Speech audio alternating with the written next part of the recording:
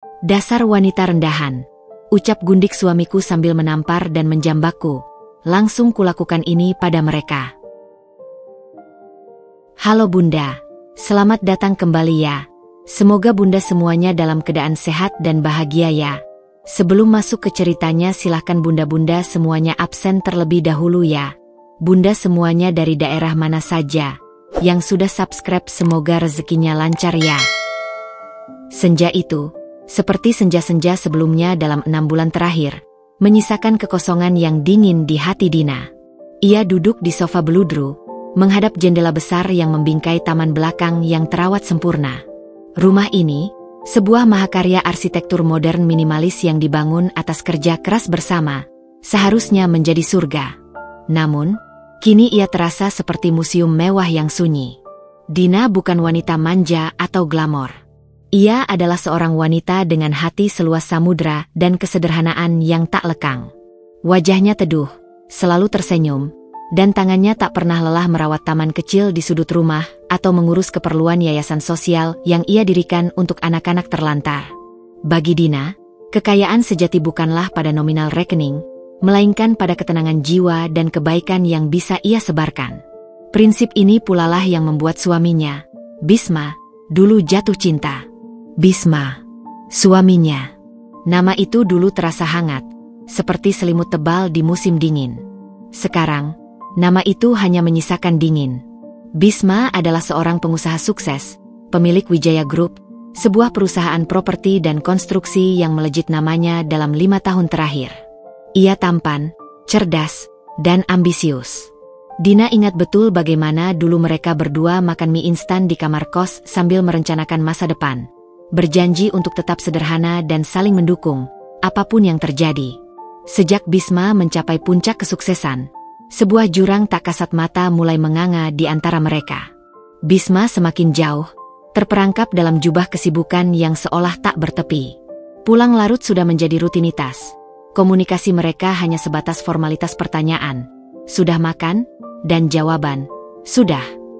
Malam itu, jam sudah menunjukkan pukul 11. Dina sudah menyiapkan makan malam, masakan kesukaan Bisma, ayam betutu, di meja makan marmer.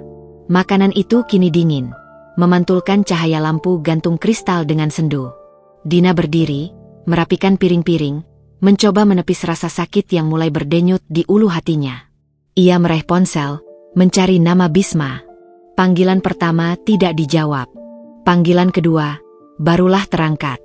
Suara Bisma terdengar serak. Ada latar belakang musik bising yang membuat Dina mengernyit. Halo, Mas. Ya, Din. Ada apa? Suaranya terdengar tidak sabar. Mas di mana? Sudah larut. Ayam betutunya sudah dingin. Aku sudah menunggu dari tadi. Terdengar helaan napas berat dari ujung telepon, seolah kehadiran Dina adalah beban.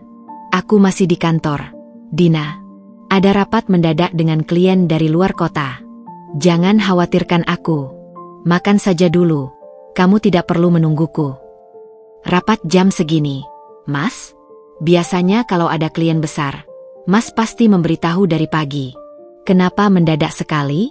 Suara di sana ramai sekali. Mas, itu suara musik. Dina berusaha menjaga nada bicaranya tetap tenang, walau alarm bahaya sudah berdering keras di benaknya. Bisma segera memotong, nadanya berubah tajam. Jangan berlebihan, Dina. Ini urusan bisnis. Tentu saja ada musik. Kami meeting sambil dinner di luar. Kamu ini kenapa jadi pencemburu begini? Percayakan saja urusan kantor padaku. Aku lakukan ini juga untuk masa depan kita. Kan? Aku percaya, Mas. Tapi, akhir-akhir ini kita jarang sekali bicara. Kita bahkan sudah tidak pernah makan malam bersama sejak 2 bulan lalu. Aku hanya... Sudahlah, Dina. Jangan mendramatisir. Aku sedang sibuk. Aku tutup ya. Aku akan pulang kalau urusanku selesai. Bisma memutus sambungan telepon tanpa menunggu jawaban. Dina termangu. Tangannya yang memegang ponsel terasa beku. Janji-janji masa lalu terasa seperti pecahan kaca di telapak tangan, meninggalkan luka yang perih. Bisma yang dulu tulus dan hangat, kini terasa seperti orang asing yang bersembunyi di balik topeng kesuksesan. Ia lalu menuju kamar mandi, mencuci muka. Pandangannya jatuh pada sebuah scented candle beraroma vanila yang ia nyalakan tadi sore. Aroma itu adalah aroma kesukaan Bisma. Tapi, ironisnya, ia ingat bahwa beberapa hari lalu, ia mencium aroma lain yang begitu asing dan tajam di jaket Bisma. Aroma parfum mahal, bukan aroma maskulin yang biasa Bisma kenakan. Aroma manis yang mematikan, seperti madu beracun. Dina memutuskan untuk mengunjungi Laras, sahabatnya sejak kuliah.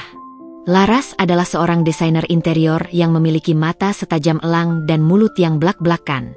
Laras tinggal di apartemen tak jauh dari kantor Bisma. Keesokan harinya, Dina tiba di studio Laras. Laras langsung menyambutnya dengan pelukan hangat. "Dina, ada apa? Wajahmu seperti tidak tidur semalam," ujar Laras, menyajikan teh hangat. Dina menghela napas panjang. "Aku rasa ada yang tidak beres, Ras." Bisma semakin aneh. Teleponku dimatikan, dan dia selalu bilang ada rapat mendadak sampai larut malam. Laras menyipitkan mata. "Aku sudah menduga. Seminggu lalu, aku melihat mobil Bisma di parkiran restoran fine dining di daerah Senayan. Aku pikir dia makan malam denganmu. Tapi, saat aku lewat, aku melihatnya bersama seorang wanita yang sangat glamor." Jantung Dina mencelos. "Glamor? Siapa? Bagaimana ciri-cirinya?" "Tinggi, rambutnya dicat merah anggur, dandanan tebal. Bicaranya lantang, dan dia menggandeng Bisma dengan sangat mesra. Seperti mereka sudah biasa begitu. Aku tidak sempat melihat jelas wajahnya, tapi aura wanita itu sangat angkuh. Aku tidak mau bicara tanpa bukti, Din, tapi firasatku buruk sekali." Dina menunduk, meremas cangkir tehnya. "Aku juga mencium aroma parfum asing di mobilnya, Ras. Parfum yang sangat mahal dan menusuk. Saat kutanyakan, dia marah dan menuduhku cemburu buta. Itu namanya gaslighting, Din. Dia membalikkan fakta agar kamu merasa bersalah. Dengarkan aku." Laras menggenggam tangan Dina, tatapannya serius. "Aku tahu kamu wanita yang luar biasa. Kamu tulus, hatimu murni. Tapi Bisma sekarang berada di puncak gunung, dan di sana banyak serigala lapar. Aku bisa bantu kau menyelidikinya, tapi kamu harus berjanji padaku. Apapun yang kau temukan, kau harus kuat." Dina menatap Laras. Tekad mulai mengisi matanya yang sempat meredup. "Aku harus tahu kebenarannya, Ras. Demi harga diriku, dan demi janji yang pernah kami ukir dulu." "Siapakah wanita itu?"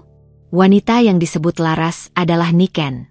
Niken adalah seorang manajer proyek di perusahaan pesaing. Wanita ambisius, cerdas dalam bisnis, namun tidak bermoral. Ia melihat Bisma bukan sebagai pria, melainkan sebagai tangga tercepat menuju kekuasaan dan uang. Niken adalah bom waktu yang siap meledak di tengah rumah tangga Dina. Dalam pikirannya, ia adalah wanita yang berhak mendapatkan yang terbaik, termasuk Bisma dan kekayaannya. Sedangkan Dina hanyalah wanita rendahan yang cocoknya mengurus yayasan sosial. Niken akan selalu mencari celah, Din. Dia tidak akan puas hanya menjadi yang kedua. Dia ingin menguasai, itu tipikalnya. Laras mengingatkan, setelah ia berhasil mendapatkan foto samar Niken dan Bisma di sebuah lobi hotel mewah. Dina kembali ke rumah.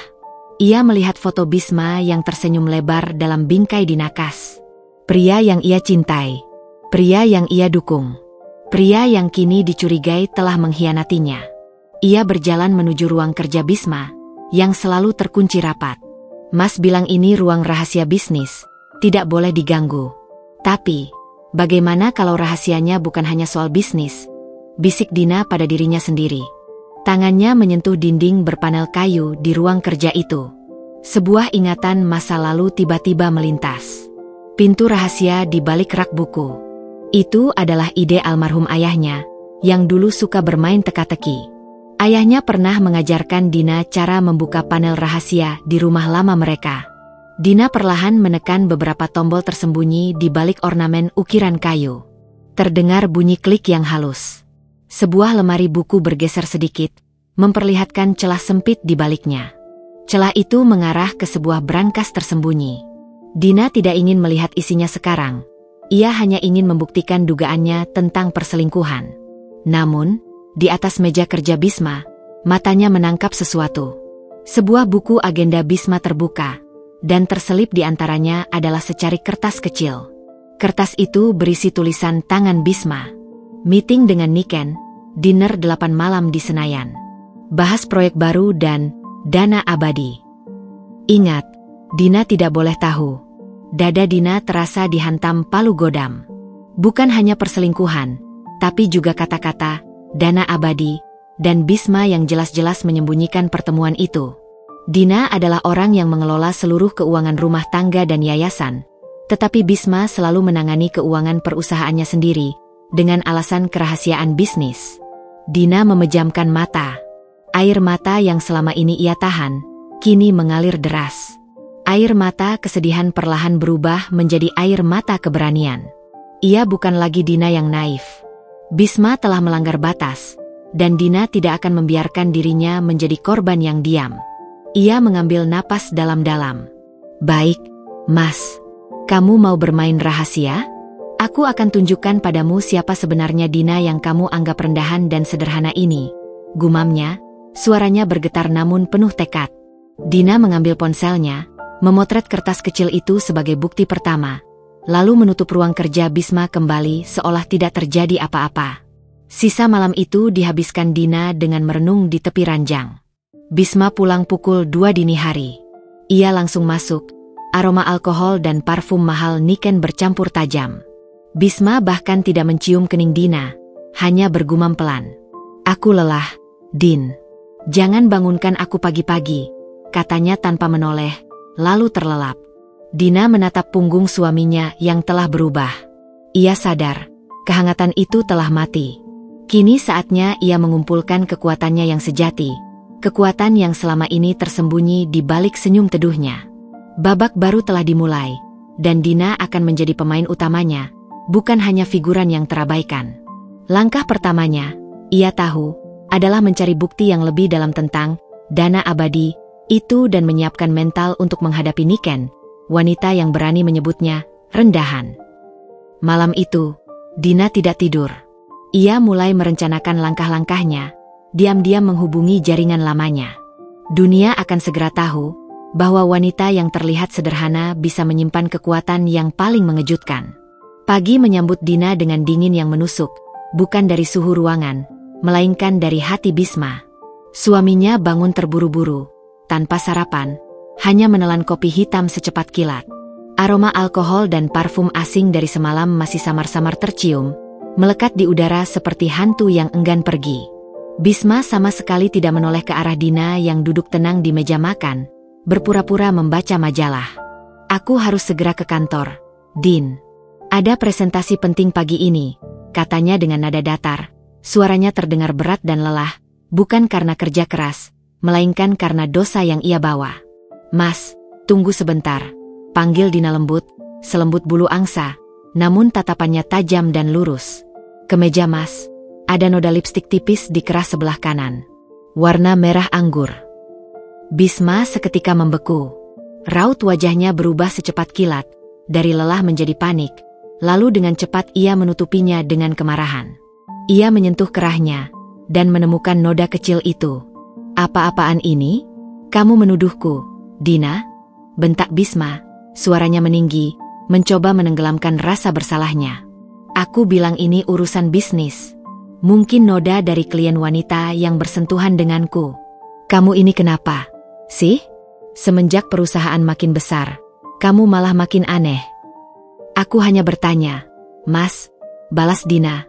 Tenang. Ketidakberimbangan emosi Bisma adalah jawaban paling jelas dari semua keraguan Dina. Aku istri Mas. Aku berhak tahu. Dan aku tidak pernah mencium parfum ini di kantor Mas. Ini parfum wanita yang sangat kuat dan manis. Bisma menepis tangan Dina yang mencoba memegang kemejanya. Cukup. Jangan mulai lagi dramamu. Aku sudah muak. Kalau kamu tidak bisa percaya padaku, untuk apa kita lanjutkan ini? Bisma meraih tas kerjanya dan bergegas pergi, meninggalkan Dina sendirian di ruangan yang kini terasa memuakkan. Pintu depan tertutup dibanting, Suaranya bergema seperti genderang perang yang baru saja dimulai. Dina tahu, pertarungan yang akan ia hadapi bukan lagi sekadar mempertahankan suami, tetapi mempertahankan harga diri dan kebenaran. Pagi itu, Dina segera menghubungi Laras. Laras, dugaanku benar. Lebih dari benar. Bisma sudah berani membentakku di depan mata dan menuduhku berlebihan hanya karena noda lipstik dan aroma parfum Niken. Aku punya bukti, foto tulisan tangannya semalam. Dan aku juga yakin dia menyembunyikan sesuatu yang besar di ruang kerjanya. Jelas Dina, suaranya kini dingin, tanpa sisa kehangatan. Baik, tenang Din. Aku akan mulai langkah pertama. Aku akan minta kenalanku di kantor registri kepemilikan mobil untuk melihat siapa pemilik mobil yang sering bersama Bisma. Aku juga akan mencoba mencari tahu lebih banyak tentang Niken, janji Laras. Tolong, Ras, cari tahu semuanya. Tentang Niken, tentang proyek yang dia sebut dana abadi, tentang apa saja yang disembunyikan Bisma, pinta Dina. Aku tidak ingin Bisma tahu aku bergerak. Tentu saja. Kita bergerak di bawah radar. Sekarang, kamu harus fokus. Jangan tunjukkan kelemahan di depan Bisma. Dia harus merasa kamu masih percaya padanya, agar dia lengah. Dina menutup telepon. Ia memegang dadanya, mencoba menenangkan debaran yang tak karuan. Bisma telah meremehkan ketenangan Dina. Ia mengira Dina hanya wanita rumahan yang rapuh. Namun, di balik ketenangan air, ada arus deras yang siap menghanyutkan. Malam harinya, Bisma pulang sedikit lebih awal, mungkin untuk meredam kecurigaan Dina. Bisma bersikap manis yang terasa dibuat-buat. Ia memeluk Dina, namun pelukan itu terasa hampa, seperti memeluk boneka tanpa jiwa. Maafkan aku tadi pagi, sayang. Aku sedang stres berat karena urusan kantor. Aku janji, setelah proyek ini selesai, kita akan liburan berdua, kata Bisma, mencium kening Dina. Aroma parfum Niken sudah diganti dengan kolon Bisma yang biasa. Namun Dina bisa mencium sisa-sisa aroma manis yang sudah terlanjur membekas di ingatannya.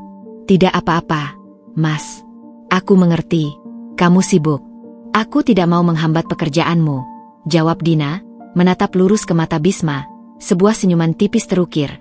Sebuah senyum yang kini berfungsi sebagai topeng yang sempurna. Bisma tampak lega. Ia menghela napas. Terima kasih, Din. Aku tahu, kamu adalah istri terbaikku. Kamu yang paling mengerti aku. Mengerti? Ya, aku mengerti, Mas. Aku mengerti segalanya sekarang. Batin Dina pedih. Saat Bisma mandi, Dina memanfaatkan waktu singkat itu. Ia pergi ke ruang kerja Bisma, kembali membuka celah di balik lemari buku. Brankas tersembunyi itu kini menjadi fokusnya. Brankas itu memiliki kombinasi kunci yang Bisma pernah sebutkan, kode tanggal ulang tahun pernikahan mereka. Dina memasukkan kombinasi itu, dan brankas terbuka dengan bunyi klik yang memekakan telinga dalam kesunyian. Di dalamnya, Dina menemukan beberapa map tebal, perhiasan mahal yang bukan miliknya, dan sebuah kotak beludru merah. Dina mengabaikan perhiasan dan map untuk sementara, fokus pada isi map berkop surat perusahaan. Di sana ada dokumen pengalihan saham, surat-surat kepemilikan properti atas nama perusahaan yang aneh, dan yang paling mencolok, sebuah perjanjian kerjasama antara Wijaya Group dan sebuah perusahaan fiktif bernama Nitya Karya, yang diwakili oleh Niken. Dana yang diputar dalam kerjasama ini jumlahnya fantastis, dan ada klausul rahasia tentang dana komisi yang sangat mencurigakan. Dina memotret semua dokumen penting itu, menyimpan salinan digitalnya di tempat yang sangat aman. Ia bergerak cepat. Waktu adalah mata uang paling berharga dalam permainan pengkhianatan ini.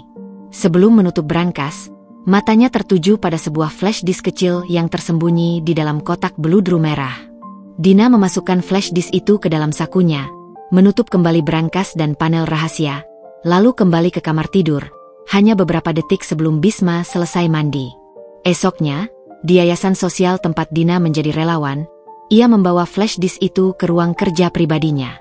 Yayasan itu bukan sekadar tempat menyalurkan kebaikan, tapi juga markas senyap Dina. Melalui yayasan ini, Dina mengenal banyak tokoh penting, termasuk pengacara dan akuntan profesional yang selama ini ia bantu secara sosial. Dina memasukkan flash disk itu ke laptop. Isinya jauh lebih mengejutkan daripada yang ia bayangkan.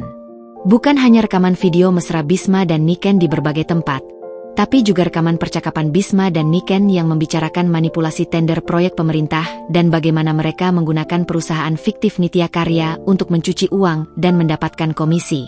Ini adalah kejahatan korupsi kelas berat. Dina terduduk lemas. Ia tidak hanya dikhianati sebagai istri, tapi ia juga terancam terlibat dalam pusaran kejahatan suaminya. Kekecewaan Dina kini bertransformasi menjadi kemarahan dingin dan tekad baja. Bisma tidak hanya menghancurkan pernikahan, tapi juga mempertaruhkan masa depan mereka dengan cara yang menjijikan. Saat itulah Laras menelepon. "Dina, aku dapat kabar. Nama wanita itu Niken Prasasti. Dia manajer proyek di Prima Solusi. Dan yang paling penting, dia dikenal sebagai spesialis penghancur rumah tangga dan pencari keuntungan di perusahaan-perusahaan besar. Dia sudah 2 kali menyebabkan CEO perusahaan tempatnya bekerja kehilangan segalanya. Dia adalah predator, Din." "Terima kasih, Ras. Aku sudah tahu sekarang." Lebih dari itu, suara Dina datar. "Aku punya bukti kejahatan mereka, Ras. Korupsi, penggelapan. Aku punya rekaman suara dan dokumen. Mereka tidak hanya berselingkuh, mereka adalah sepasang penjahat." "Ya Tuhan, Dina, jangan gegabah. Bisma bisa sangat berbahaya." Laras terdengar panik. "Aku tidak akan gegabah. Aku sudah terlalu lama diam," potong Dina tegas. "Aku akan menghubungi Bapak Wijaya, pengacara senior yang pernah kubantu kasus yayasan anak itu. Ini saatnya aku mengambil kembali semua yang seharusnya jadi milikku, Ras. Dan aku tidak akan membiarkan mereka berdua merangkak bebas di atas penderitaanku." Di sisi lain kota, Bisma dan Niken sedang merayakan keberhasilan kecil. Mereka tidak tahu bahwa mereka sedang berdiri di tepi jurang. "Bisma, aku sudah bilang, istrimu itu wanita rumahan yang naif." Satu bentakan saja dia langsung diam. Cibir Niken, menyesap wine mahal. "Dia tidak akan pernah mengendus sejauh ini.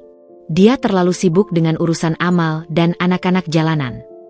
Bisma tertawa puas. "Tentu saja. Dia tidak punya kemampuan untuk menghadapi dunia kita. Sayang. Dia terlalu rendah. Dana abadi itu hampir aman di tangan kita. Setelah urusan ini beres dan aku menceraikannya, kita akan menguasai semuanya." "Bagus. Aku suka rencanamu. Wanita rendahan itu akan segera pergi dengan tangan kosong," kata Niken dengan tawa angkuh, tidak menyadari bahwa di saat yang sama, wanita yang mereka anggap rendahan itu sedang menyiapkan surat tuntutan yang akan menggoncang seluruh fondasi hidup mereka. Dina kembali memandang foto Bisma, lalu menutupnya dan menyimpannya di laci. Kekosongan yang ia rasakan kini berganti dengan determinasi yang membara. Ia mulai menyusun berkas di hadapannya, menyiapkan pertemuannya dengan Bapak Wijaya. Perang ini sudah dimulai, dan Dina, si wanita yang dipandang sebelah mata, siap menunjukkan taringnya. Perselingkuhan adalah pisau bermata dua, Bisma. Itu tidak hanya melukai yang dikhianati, tetapi juga memutus lehermu sendiri, batin Dina, sambil memencet nomor telepon Bapak Wijaya. Panggilan telepon Dina kepada Bapak Wijaya segera dijawab. Pengacara senior itu, yang dulu pernah dibantu Yayasan Dina untuk kasus advokasi anak, menyambutnya dengan nada prihatin namun profesional. Dina meminta pertemuan mendesak, tanpa mengungkapkan detail sepenuhnya, hanya menyebutkan tentang pengkhianatan dalam pernikahan dan kerugian finansial yang besar. "Saya akan datang ke kantor Bapak besok pagi. Ada dokumen dan bukti yang sangat sensitif yang harus Bapak lihat," ujar Dina tegas. Setelah menutup telepon, Dina kembali menatap laptopnya, di mana flash disk berisi bukti rekaman dan dokumen kejahatan Bisma dan Niken tersimpan aman. Ia memindahkan semua data itu ke penyimpanan cloud terenkripsi ganda, memastikan bahwa jika terjadi sesuatu padanya, kebenaran akan tetap terungkap. Jantungnya berdebar, bukan lagi karena ketakutan, melainkan karena adrenalin seorang pejuang yang siap maju ke medan laga. Malam itu, Bisma kembali pulang larut. Ia masuk ke kamar dengan wajah lelah yang sama, namun kali ini ia terlihat gelisah. Mungkin ia merasakan hawa dingin yang tak biasa dari rumahnya, atau mungkin rasa bersalahnya mulai menggerogoti. Ia duduk di tepi ranjang, jauh dari Dina. Din, panggilnya pelan. Dina yang berpura-pura tidur, membuka mata perlahan. Ya, Mas. Bisma menghela napas panjang. Udara terasa berat dan dipenuhi kebohongan yang siap meledak. Aku harus jujur padamu. Aku tidak tahan lagi dengan permainan ini.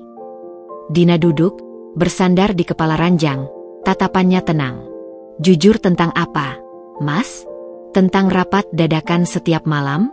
Tentang noda lipstik di kerah kemeja? Atau tentang aroma parfum manis yang selalu Mas bawa pulang? Bisma terkejut. Ekspresinya menunjukkan bahwa ia tak menyangka Dina akan menyerangnya dengan begitu tenang dan tepat sasaran. Ia terlihat seperti anak kecil yang tertangkap basah mencuri permen. Wajahnya memerah karena malu dan marah. Oke, kamu sudah tahu, kan? Ya, aku memang bertemu wanita lain. Namanya Niken. Akunya, nadanya kini berubah menjadi pembelaan diri. Kenapa, Mas? Tanya Dina, suaranya pelan, seolah hanya sebuah bisikan yang membelah keheningan. Apa salahku? Apa yang kurang dari pernikahan kita? Kita merintis semuanya dari nol. Mas, kita janji akan tua bersama. Bisma berdiri, berjalan mondar-mandir. Jubah penyesalan itu hanya bertahan sesaat, berganti dengan topeng arogansi. Salahmu? Bukan salahmu sepenuhnya, Dina. Hanya saja, kamu terlalu stagnan. Kamu terlalu sederhana. Kamu puas hanya dengan rumah ini dan yayasan anak-anakmu. Aku punya ambisi besar. Ia berhenti di depan jendela, memunggungi Dina. Niken berbeda. Dia cerdas, dia seksi, dia tahu bagaimana membangkitkan gairah hidupku. Dia selevel denganku. Dina, dia mengerti dunia bisnis, risiko, dan bagaimana cara memenangkan permainan ini. Dina merasakan hatinya dicabik-cabik, namun ia berusaha keras mengendalikan emosinya. Ia harus membuatnya bicara lebih banyak. Jadi, aku bukan lagi level Mas? Lalu, bagaimana dengan janji yang kita buat? Bagaimana dengan semua yang sudah kita lalui? Janji hanyalah masa lalu. Dina, bisnis adalah masa depan. Dan kamu tidak bisa membantuku di masa depan itu. Kamu membosankan. Kamu terlalu polos. Aku butuh wanita yang bisa diajak ke pertemuan high class, yang bisa mengimbangi obrolan tentang saham dan tender miliaran. Bisma menoleh, tatapannya merendahkan. Terima saja, Din. Kita sudah tidak cocok lagi. Jadi, karena aku tidak selevel dan hanya mengurus yayasan sosial, Mas merasa berhak menghancurkan pernikahan kita. Dina mendesak, menahan air mata yang mendidih di pelupuk. Bisma mengangkat bahu, sikapnya benar-benar tanpa penyesalan. Aku rasa begitu. Aku akan mengurus surat cerai secepatnya. Kamu bisa menuntut harta Gonogini sesuai hakmu. Rumah ini untukmu. Aku hanya akan mengambil yang menjadi hakku, perusahaan dan aset-aset yang kudapatkan dengan kerja kerasku. Aset yang Mas dapatkan dengan kerja keras Mas. Ulang Dina. Kini sebuah senyum pahit terukir di bibirnya. Ini adalah saatnya untuk mulai membuka tirai rahasia. Tentu saja. Siapa lagi? Kamu pikir semua ini jatuh dari langit? Aku yang bekerja keras siang malam. Dina, aku yang mempertaruhkan segalanya. Bisma menyambar tas kerjanya dan bergegas menuju ruang kerjanya. Aku butuh waktu sendiri. Jangan ganggu aku. Pintu ruang kerja Bisma tertutup rapat. Dina tahu, Bisma kini sedang mencoba mengecek dana abadi itu, atau mungkin menghubungi Niken. Dina tahu ini adalah saat yang tepat. Setelah Bisma benar-benar terkunci di ruangannya, Dina bergegas mengambil dokumen dan flash disk yang sudah ia siapkan. Ia kembali membuka celah di balik lemari buku dan brankas. Ia tidak membuka isinya, namun ia menaruh kembali flash disk itu di tempatnya, hanya untuk memastikan Bisma tidak curiga bahwa ia telah mengambilnya. Ia lalu mengambil beberapa dokumen lama dan kunci-kunci tua dari laci rahasia di samping brankas, tempat yang ia tahu Bisma tak pernah sentuh karena ia menganggapnya tidak penting. Dina keluar dari ruangan itu dan duduk di sofa, menatap pintu tertutup ruang kerja Bisma. Jantungnya berdebar, menunggu apa yang akan terjadi selanjutnya. Sekitar 1 jam kemudian, Bisma keluar dari ruangannya. Wajahnya pucat, Matanya memancarkan rasa bersalah yang kini bercampur dengan ketakutan. Ia berjalan menuju Dina, langkahnya gontai. "Dina." Suaranya terdengar tercekat. Dina menatapnya, menunggu. Ada yang hilang dari brankas," ujar Bisma, napasnya tersengal. "Dokumen saham perusahaan lama dan flash disk kecil yang kusimpan di kotak merah." Dina mengerutkan dahi, seolah berpikir keras. "Hilang? Aku bahkan tidak pernah masuk ke ruangan itu, Mas. Pintu ini selalu terkunci rapat. Mungkin Mas salah ingat letaknya." "Tidak mungkin. Aku ingat betul. Aku menyimpannya di sana." Bisma mulai panik, menyentuh-nyentuh rambutnya. "Kalau dokumen itu jatuh ke tangan yang salah, kita bisa hancur." "Kenapa, Mas? Memang dokumen apa itu sampai Mas setakut ini?" Bisma menatap Dina, matanya memohon. Di saat genting, topeng arogansi itu runtuh, dan ketakutan seorang pengecut terlihat jelas. Itu adalah dokumen yang sangat penting. Tentang perjanjian bisnis yang sedikit melenceng dari etika. Jika sampai ke kejaksaan, aku bisa kena masalah besar. Dan flash disk itu, isinya adalah rekaman pembicaraan kami, Niken dan aku, tentang manipulasi tender proyek. Pengakuan pahit. Akhirnya, Bisma mengakui perselingkuhan dan kejahatan finansialnya secara bersamaan, tanpa menyadari Dina sudah memiliki semua bukti. "Jadi, Mas selingkuh, Mas korupsi, dan Mas mempertaruhkan masa depan kita hanya demi wanita bernama Niken dan ambisi kotor Mas." Dina bangkit, berdiri di hadapan Bisma. "Dina, aku minta maaf. Aku khilaf. Tapi tolong, kita bisa perbaiki ini. Kita cari dokumen itu bersama. Aku akan tinggalkan Niken. Demi Tuhan, aku hanya mencintai kamu."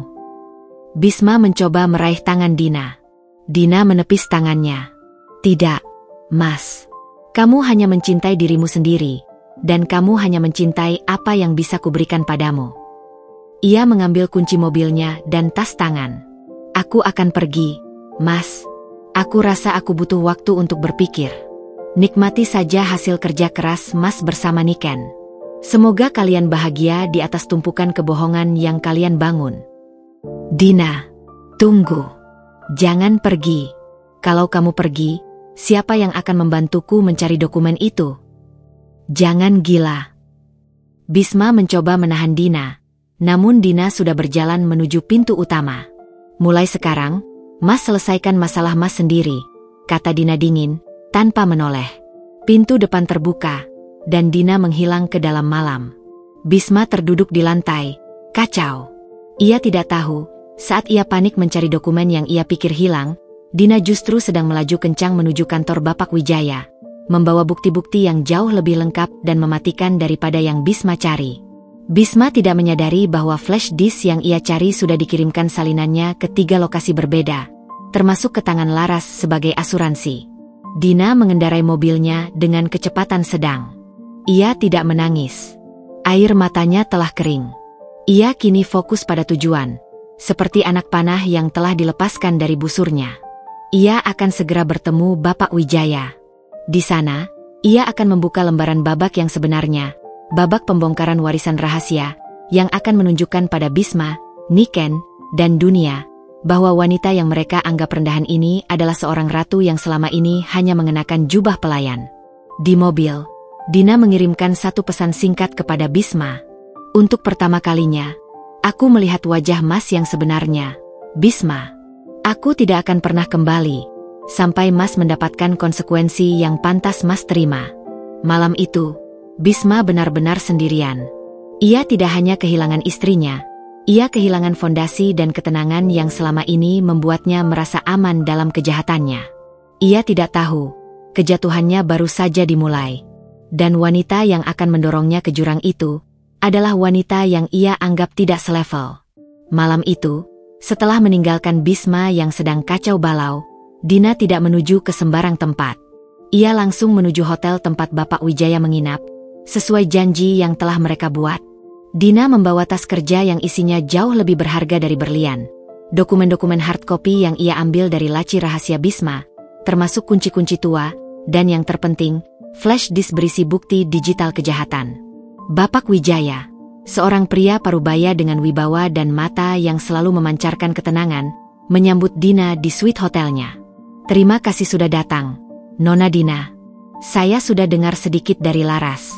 Sekarang, tolong ceritakan semuanya dari awal, tanpa ada yang terlewat.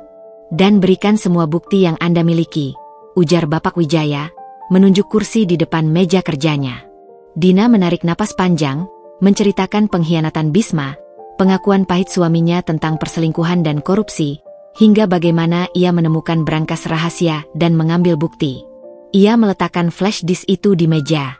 "Ini isinya rekaman pembicaraan mereka, Pak, tentang manipulasi tender dan dana abadi itu.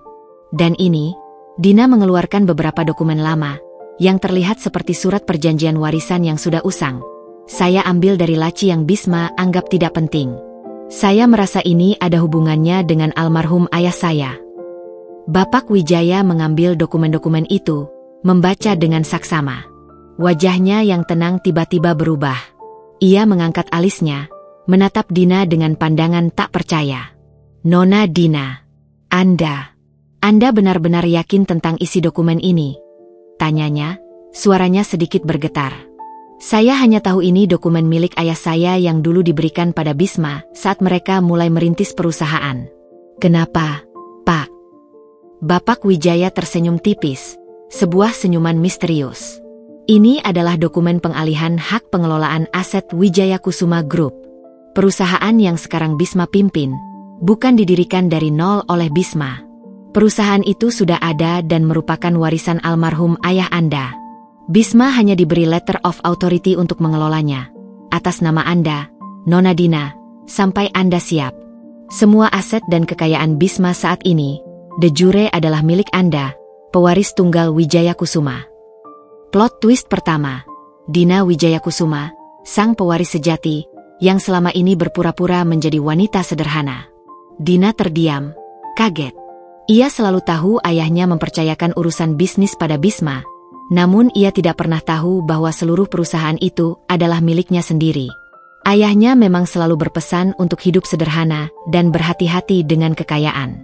"Selama ini, saya pikir kami berjuang bersama. Ternyata Bisma hanya mengelola warisan yang ia kira akan menjadi miliknya selamanya," bisik Dina. Rasa sakit pengkhianatan itu kini bercampur dengan pemahaman baru yang luar biasa. Tepat sekali. Bisma tidak hanya mengkhianati pernikahan, ia juga mengkhianati amanah. Dan yang lebih parah, Bapak Wijaya menunjuk flash disk. Dia menggunakan aset Anda untuk kejahatan korupsi. Ini adalah keuntungan terbesar kita, Nona Dina.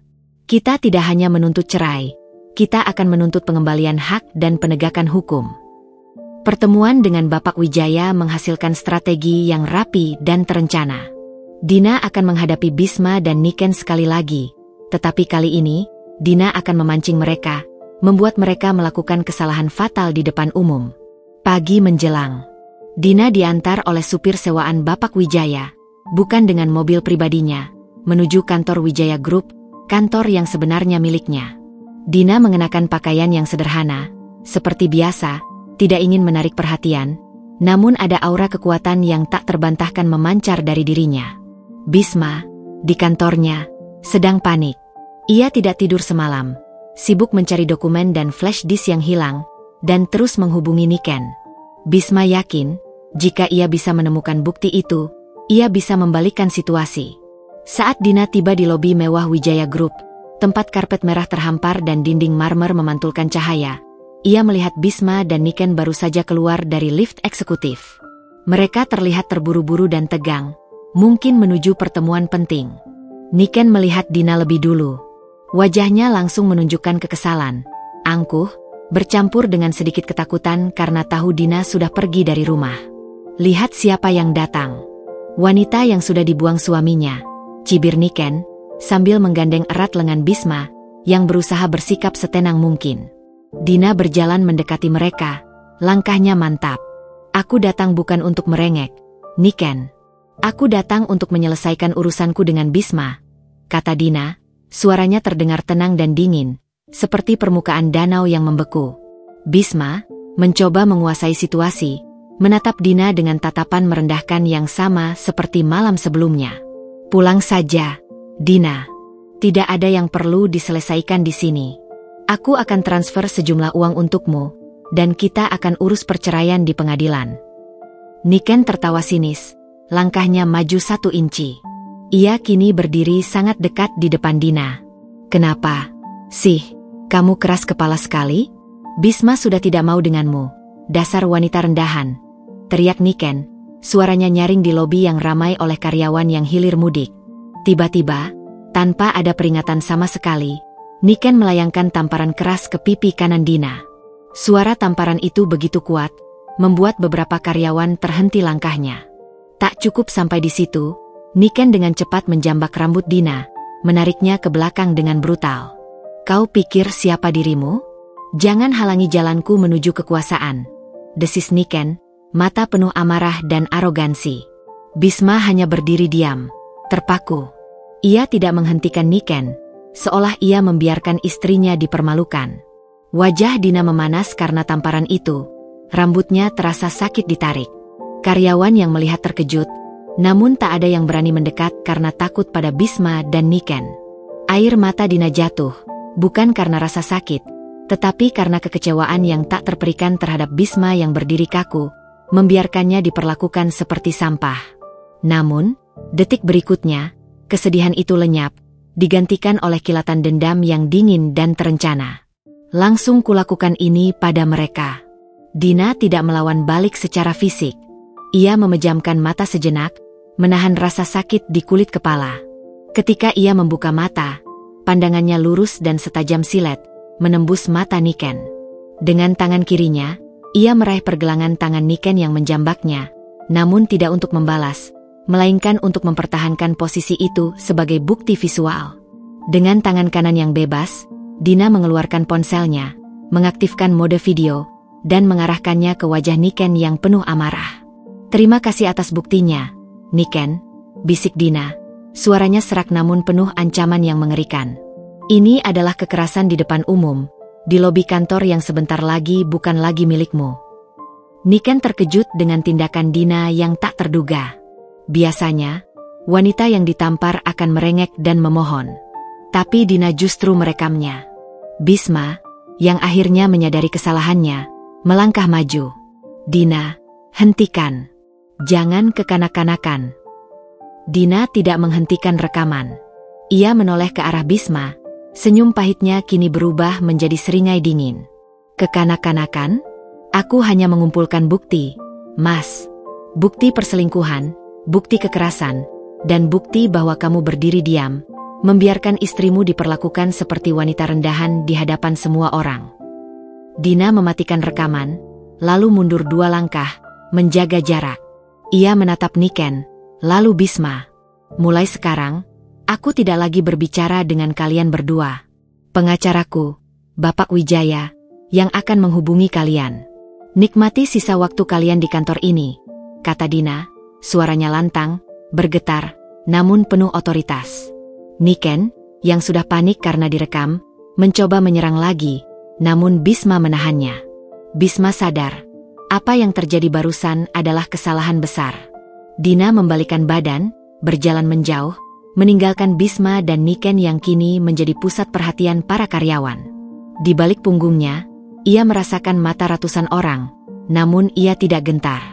Tamparan itu telah menjadi bensin yang menyulut api perlawanan. Dina melangkah keluar dari lobi, disambut mobil yang sudah menunggu. Di dalam mobil, Laras, yang menunggu di kursi depan, langsung menoleh ke belakang. Ya Tuhan, Din, pipimu. Aku lihat rekamannya, kau gila merekam kekerasan itu, seru Laras, matanya berkaca-kaca. Dina menyentuh pipinya yang memerah. Aku baik-baik saja, Ras. Tamparan itu tidak seberapa dibanding pengkhianatan Bisma. Sekarang, segera upload video ini ke server rahasia, dan kirimkan salinannya ke Bapak Wijaya. Momen ini tidak boleh hilang. Tentu.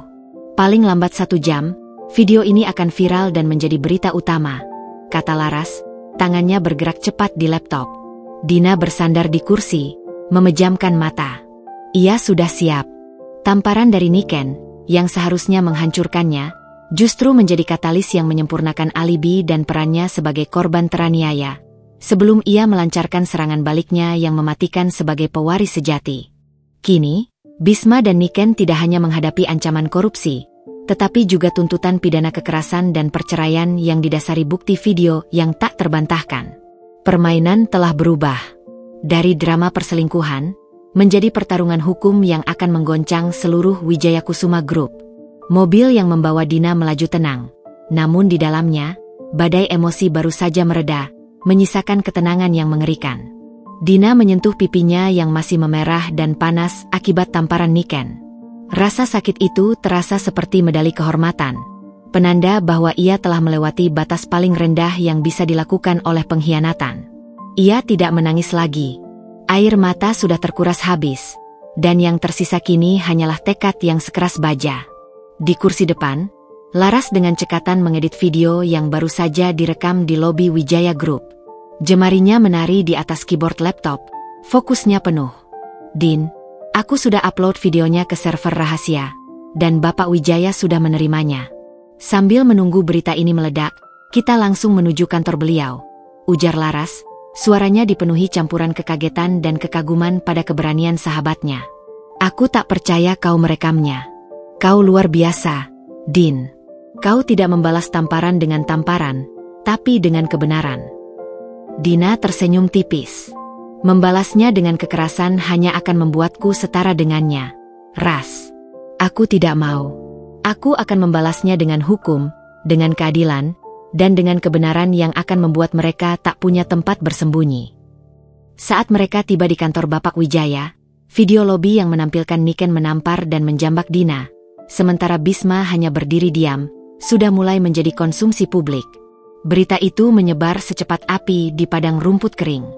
Judul-judul berita online dan grup chat karyawan sudah mulai ramai membahas skandal yang baru saja meledak di lobi Wijaya Group. Bapak Wijaya menyambut Dina dengan hormat. Video itu adalah alat bukti yang sangat kuat, Nona Dina.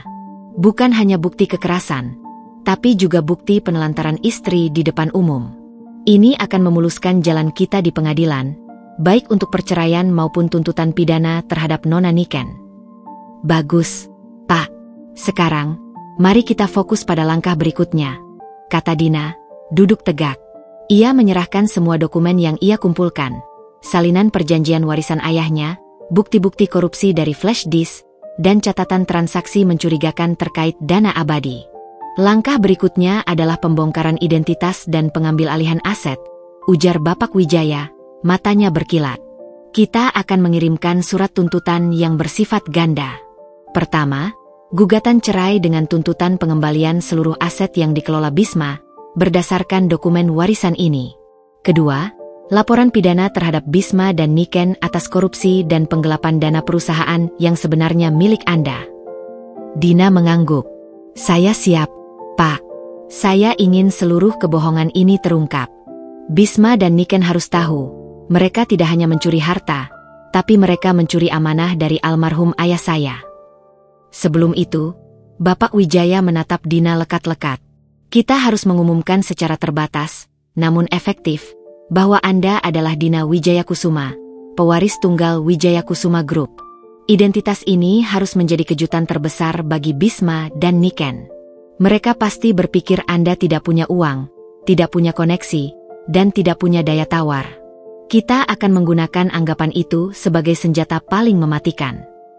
Sementara Dina dan Bapak Wijaya merancang strategi hukum, di sisi lain kota, kantor Wijaya Group dilanda kekacauan. Bisma dan Niken terkurung di ruang kerja Bisma, berdebat sengit. Ponsel Bisma terus bergetar dengan panggilan dari media dan kolega bisnis yang menanyakan kebenaran video yang viral. "Bagaimana ini, Bisma? Video itu tersebar di mana-mana. Aku terlihat seperti monster," teriak Niken histeris, rambutnya acak-acakan. "Diam, Niken. Ini semua karena kamu terlalu emosi. Kenapa kamu harus menamparnya di depan umum?" "Sekarang reputasiku hancur," balas Bisma, menepis tangan Niken yang mencoba meraihnya. "Reputasimu? Lalu reputasiku bagaimana?" "Dia sengaja merekamnya, Bisma. Dia menjebak kita. Wanita polos itu, dia tidak sepolos kelihatannya. Aku tahu dia merekam, tapi dia tidak punya bukti lain. Sekarang, fokus. Cepat cari dokumen-dokumen yang hilang di brankas. Kalau dokumen itu ditemukan, kita bisa membalikan keadaan. Perintah Bisma, wajahnya pucat pasi. Tiba-tiba, sekretaris Bisma masuk dengan wajah ketakutan, membawa sebuah amplop tebal berwarna coklat. Maaf, Pak Bisma.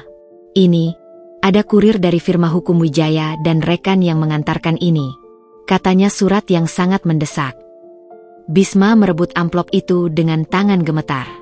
Wijaya dan rekan, firma hukum ternama yang dikenal sangat mahal dan selalu memenangkan kasus besar. Jantung Bisma mencelos. Dina tidak mungkin mampu membayar pengacara sekelas itu. Bisma membuka amplop itu dengan tergesa-gesa. Di dalamnya ada 2 surat resmi. 1 gugatan cerai yang mendetail, menuntut Bisma atas perselingkuhan, kekerasan verbal, dan penelantaran istri, dengan melampirkan screenshot video lobby. Dan yang kedua, surat dari Bapak Wijaya yang lebih mengerikan. Surat kedua berisi peringatan hukum dan tuntutan pengembalian aset. Bisma membacanya keras-keras, seolah tak percaya pada apa yang ia lihat. Ini gila. Mereka menuntutku mengembalikan seluruh aset perusahaan. Dan ini, Niken, dengarkan ini. Mereka melampirkan salinan dokumen warisan. Katanya Wijaya Group bukan milikku, tapi milik Dina Wijaya Kusuma. Niken merebut surat itu. Matanya membelalak saat membaca nama itu berulang kali. Dina Wijaya Kusuma. Wijaya Kusuma Group, ini tidak mungkin. Bisma, kau bilang dia yatim piatu yang miskin. Kau bilang dia hanya anak pedagang biasa. Dia memang tidak punya apa-apa. Ayahnya meninggal bertahun-tahun lalu. Warisan apa? Ini pasti palsu. Bisma berteriak. Amarahnya kini bercampur dengan ketakutan yang sesungguhnya. Ia berlari ke ruang kerja rahasianya, membuka brankas, dan menggeledah setiap sudutnya. Dokumen warisan itu benar-benar tidak ada. Sementara Bisma dan Niken dilanda kepanikan, Dina dan Bapak Wijaya sudah mengambil langkah berikutnya.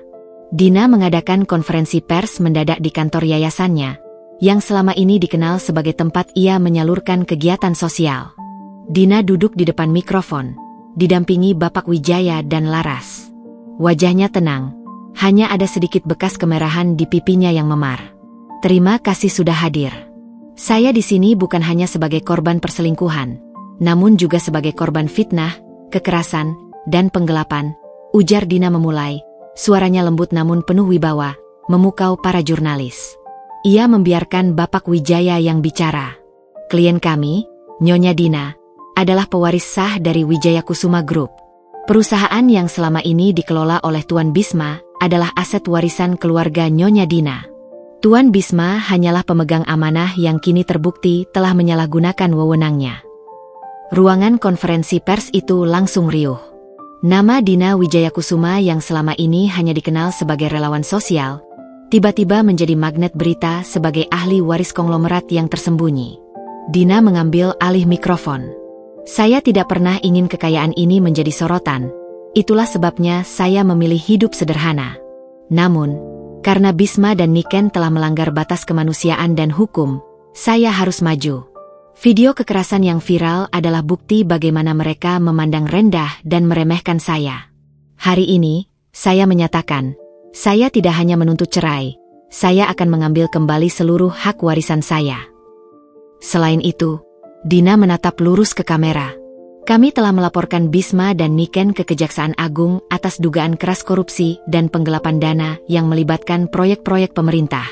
Saya memiliki bukti yang tak terbantahkan yang akan segera diserahkan kepada pihak berwajib. Balasan yang tak terduga. Dunia gempar.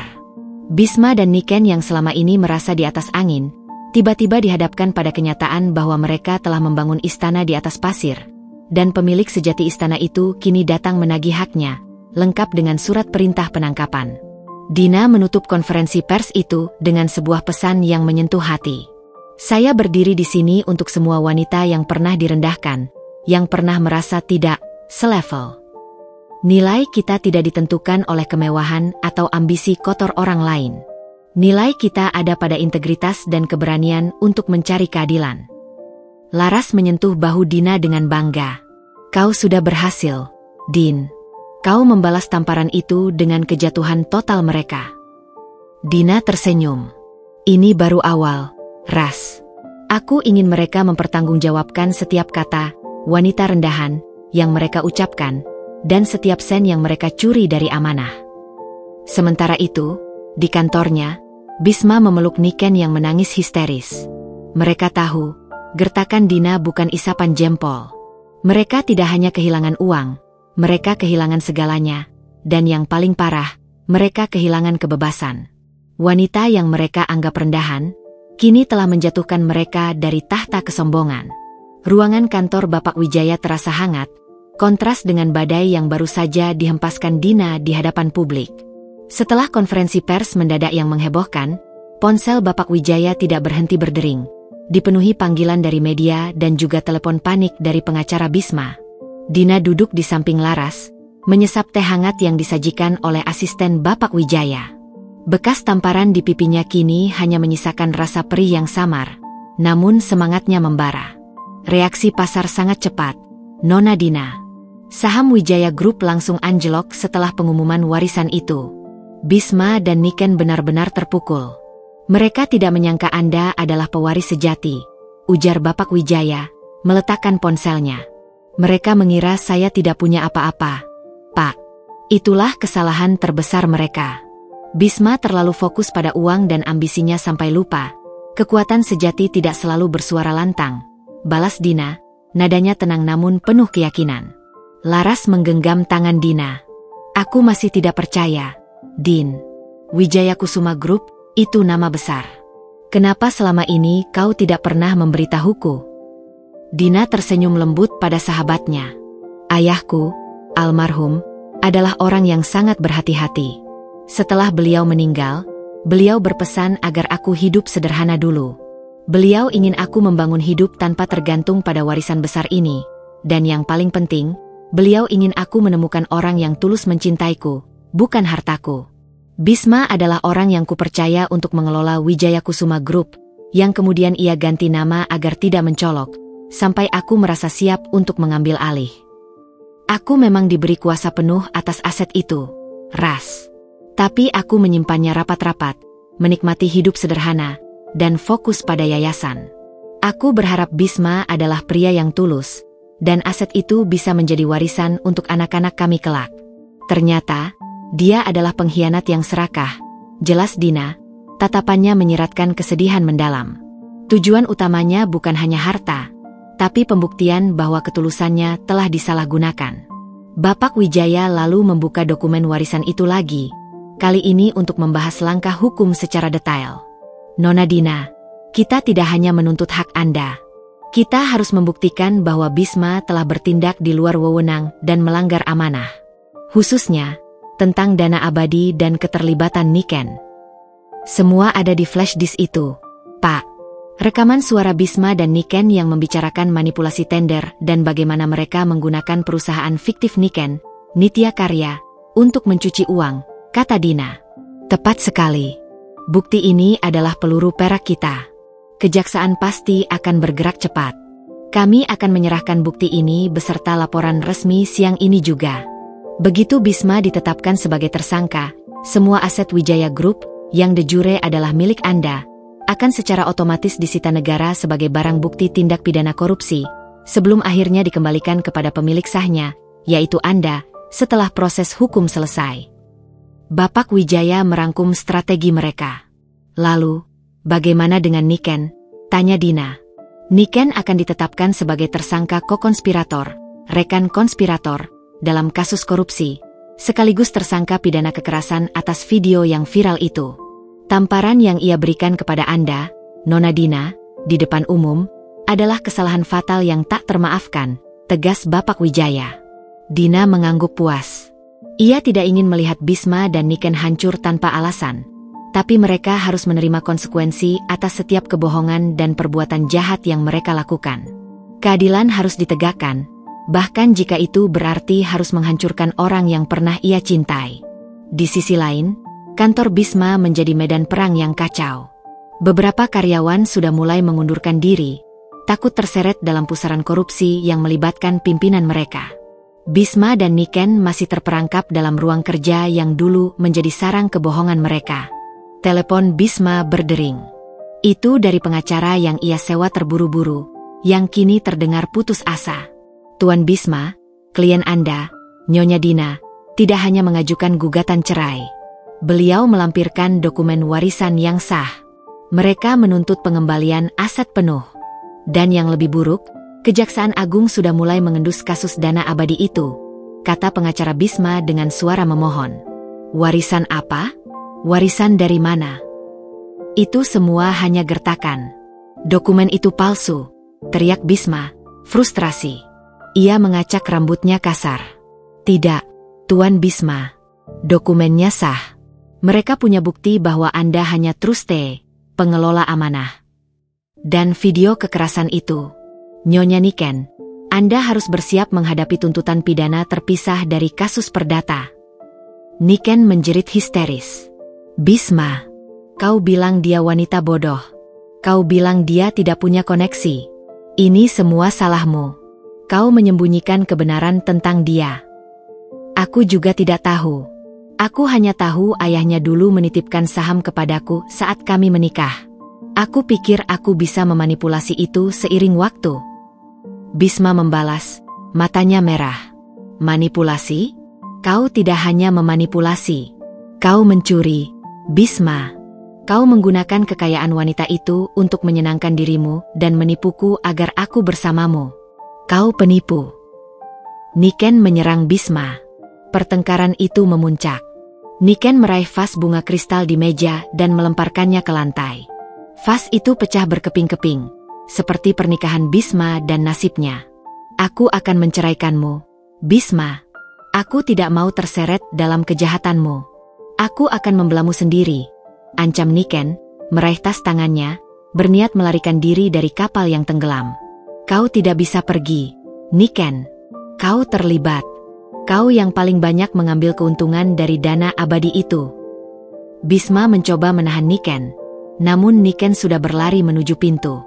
Aku tidak peduli. Aku akan bilang pada polisi bahwa kau yang memaksaku. Aku tidak akan jadi korbanmu, teriak Niken sambil membuka pintu, namun ia terhenti. Di ambang pintu, berdiri dua penyidik dari Kejaksaan Agung, didampingi beberapa polisi. Mereka membawa surat perintah penangkapan. Saudara Bisma dan saudari Niken Prasasti, Anda ditahan atas dugaan tindak pidana korupsi dan penggelapan aset negara, kata salah satu penyidik dengan suara tegas. Bisma dan Niken terpaku. Ketakutan yang sesungguhnya kini merayap di tubuh mereka. Mereka mencoba melawan, berteriak, namun terlambat. Mereka ditangkap di depan karyawan mereka sendiri, di kantor yang penuh kebohongan. Saat berita penangkapan itu tersiar, Dina sedang dalam perjalanan menuju yayasannya. Air muka Dina tidak menunjukkan kepuasan, melainkan kelegaan yang mendalam. Misi pertamanya, menegakkan keadilan, telah berhasil. Laras memegang tangan Dina. Kau sudah melihatnya, Din. Mereka sudah menerima akibatnya. Sekarang, apa rencana selanjutnya? Rencana selanjutnya adalah membersihkan nama Wijaya Kusuma Group dan mengambil alih kendalinya, jawab Dina. Aku tidak akan membiarkan perusahaan itu hancur karena Bisma. Ayahku membangunnya dengan keringat, bukan dengan korupsi. Tapi, kau harus siap, Din. Sebagai pewaris, kau akan disorot media, dan kau harus menjalankan perusahaan itu. Kau harus menjadi Dina Wijaya Kusuma yang sebenarnya, kata Laras, sedikit khawatir. Dina tersenyum. Senyumnya kini penuh percaya diri, bukan lagi senyum pasrah. Aku tidak pernah takut, Ras. Aku adalah seorang Wijaya Kusuma. Ayahku tidak membesarkanku untuk menjadi wanita yang lemah. Aku hidup sederhana agar aku bisa mengerti nilai dari setiap rupiah, dan agar aku bisa melihat ketulusan tanpa jubah kekayaan. Aku akan menggunakan aset ini untuk apa yang seharusnya, membantu orang lain dan membangun bisnis yang bersih. Bisma dan Niken hanya melihat kekayaan ini sebagai alat untuk memuaskan hawa nafsu. Aku akan menjadikannya alat untuk kebaikan, tegas Dina, Matanya bersinar dengan api harapan yang baru. Ia meminta supir untuk berhenti sebentar. Ia keluar dari mobil, menatap gedung-gedung tinggi di kejauhan, termasuk gedung Wijaya Group yang kini disegel polisi. Wanita rendahan yang pernah ditampar dan dijambak, kini berdiri tegak sebagai pewaris tunggal, yang telah menjatuhkan pengkhianatnya ke dalam penjara. Kekuatan sejatinya bukanlah pada harta, melainkan pada kesabaran dan strategi diam-diam yang ia jalankan dengan sempurna. Dina kembali masuk ke mobil, siap menyambut babak baru, di mana ia akan membersihkan nama baik ayahnya dan memimpin perusahaannya dengan integritas. Langkah pertamanya adalah mengumumkan visi barunya kepada publik. Berita penangkapan Bisma dan Niken mengguncang dunia bisnis dan politik. Foto mereka yang dibawa pergi oleh petugas Kejaksaan Agung, dengan wajah pucat dan ketakutan, tersebar di semua lini media, menenggelamkan berita viral tentang tamparan di lobi Wijaya Group, yang kini menjadi subjek investigasi. Sementara Bisma dan Niken mulai menjalani proses interogasi, Dina bergerak cepat, didampingi Bapak Wijaya dan timnya. Mereka tidak membuang waktu, karena jeda adalah kemewahan yang tak bisa dibeli di tengah perang perebutan kendali. Dina kembali ke kantor Wijaya Group, bukan sebagai istri yang teraniaya, melainkan sebagai Dina Wijaya Kusuma, pewaris dan pemilik sah. Gedung yang dulunya terasa dingin dan penuh aura kebohongan suaminya, kini terasa seperti tahta yang harus ia duduki dengan penuh tanggung jawab.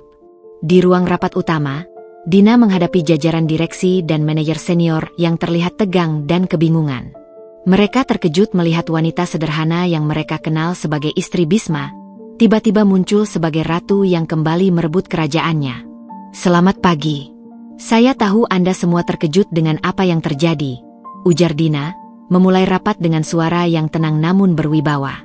Ia duduk di kursi kepala meja, diapit oleh Bapak Wijaya. Seorang manajer senior yang dikenal loyal pada Bisma, Pak Hendra, memberanikan diri bertanya, "Maaf, Bu Dina.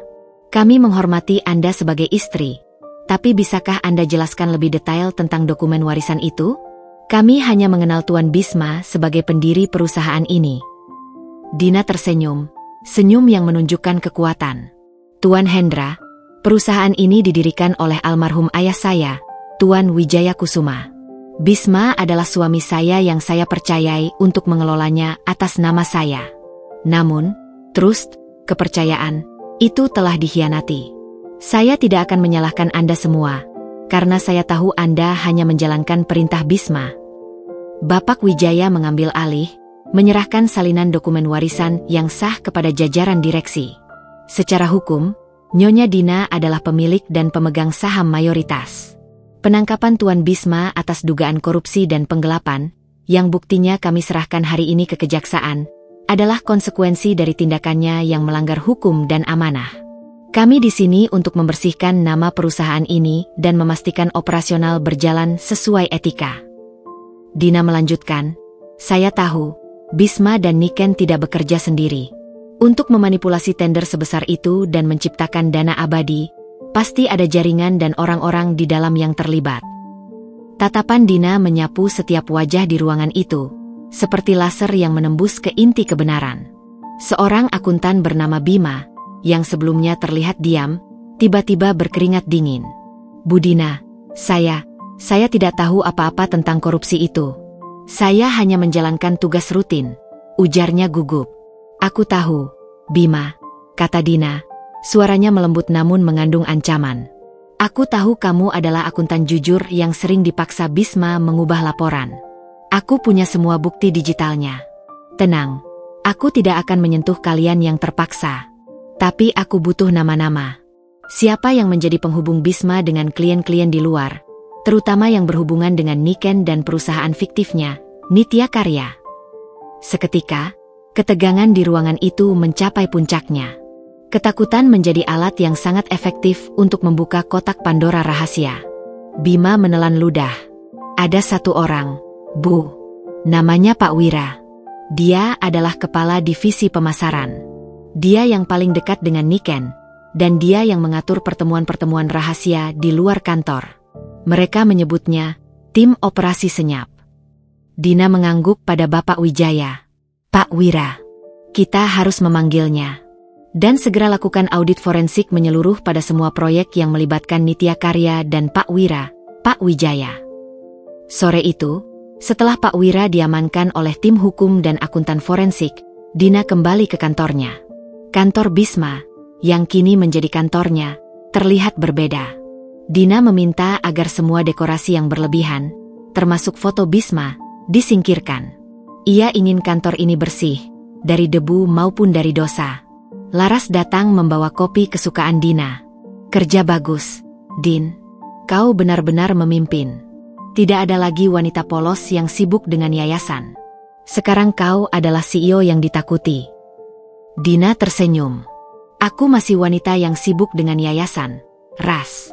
Hanya saja, sekarang aku punya sumber daya untuk membuatnya jauh lebih besar dan lebih kuat. Tapi, ada yang masih mengganjal, ujar Dina, memainkan pena di tangannya. Apa itu? Aku sudah membongkar kejahatan Bisma dan Niken, tapi aku ingin tahu detailnya. Bagaimana mereka berdua bisa bertemu dan merancang kejahatan sebesar ini? Bisma adalah orang yang pintar. Niken adalah seorang predator. Bagaimana mereka bisa saling percaya dan berbagi rahasia korupsi ini?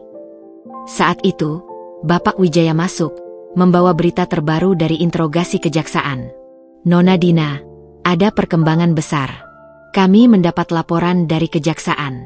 Bisma sudah mengakui sebagian besar perselingkuhan dan manipulasi dana. Namun, yang paling mengejutkan adalah pengakuan Niken, ujar Bapak Wijaya, meletakkan berkas di meja. Apa yang dia katakan? Tanya Dina, penasaran. Niken mengaku bahwa pertemuan pertamanya dengan Bisma adalah sebuah jebakan yang ia rencanakan.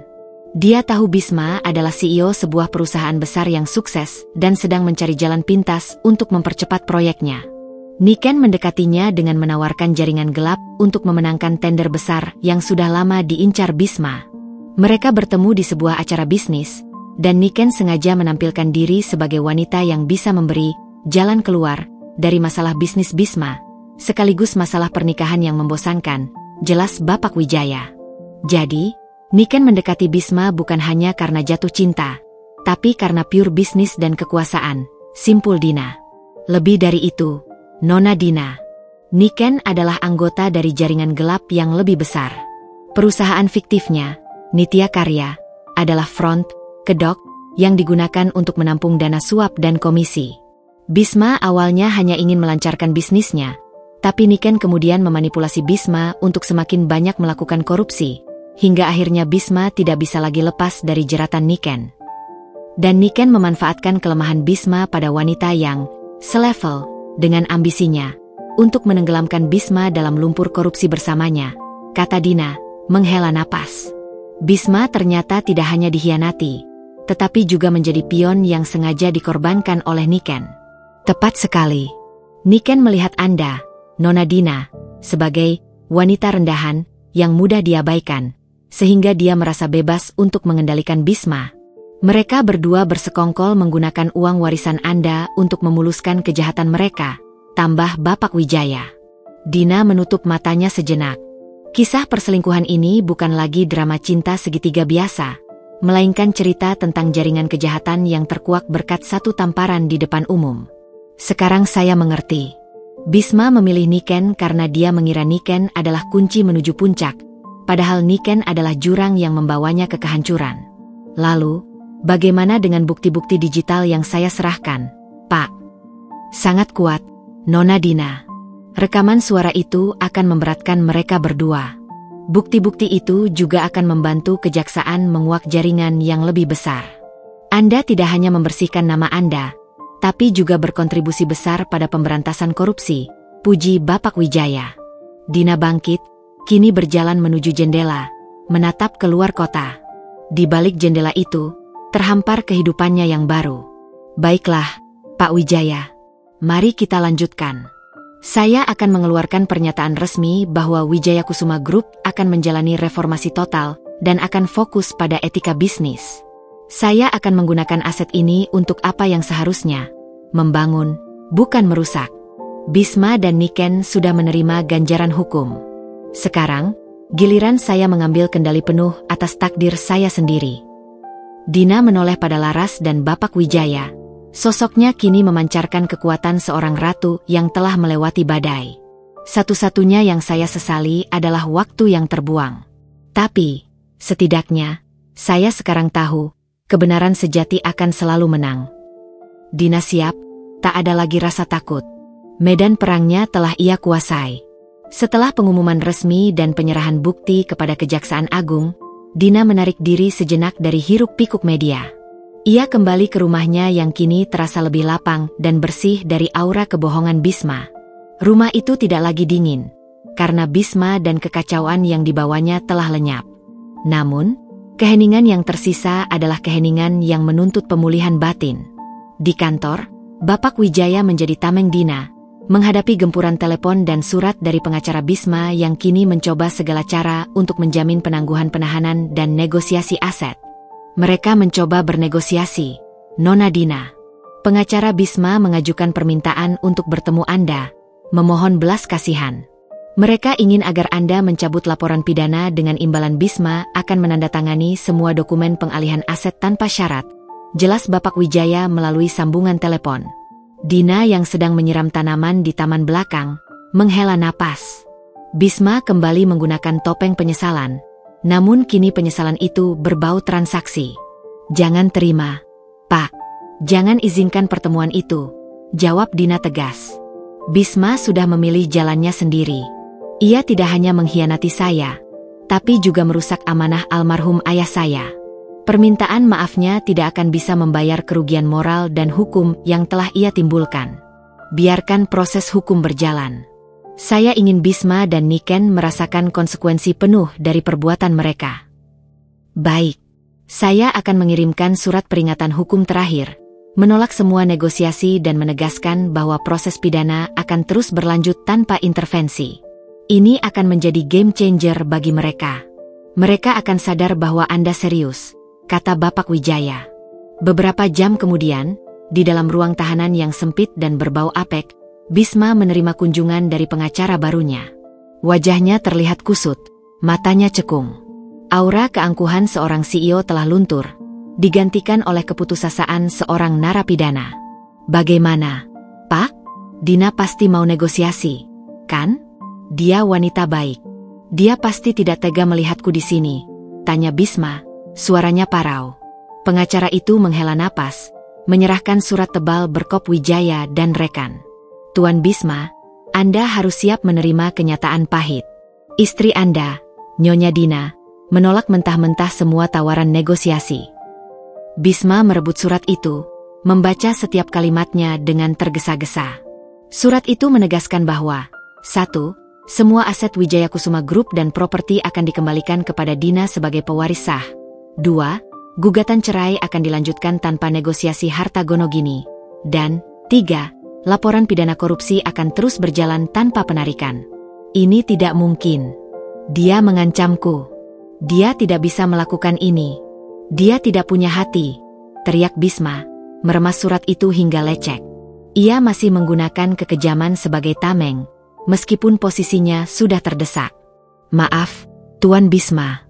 Nyonya Dina, atau saya harus bilang Nyonya Dina Wijaya Kusuma, benar-benar serius. Dokumen warisan yang mereka miliki sangat kuat. Ditambah lagi, video kekerasan yang dilakukan Nyonya Niken, dan bukti rekaman korupsi yang mereka serahkan, membuat posisi Anda sangat lemah, jelas sang pengacara. Niken, wanita sialan itu. Dia yang menjerumuskanku. Bisma tiba-tiba teringat Niken, yang ditahan di sel terpisah. Nyonya Niken juga mengajukan pembelaan diri, Tuan Bisma. Dia mengklaim bahwa Anda yang memaksanya terlibat dalam pencucian uang, dan dia hanya korban bujuk rayu Anda. Dia memanfaatkan status Anda sebagai CEO untuk lolos, kata pengacara itu. Bisma merasakan dunia runtuh di sekelilingnya.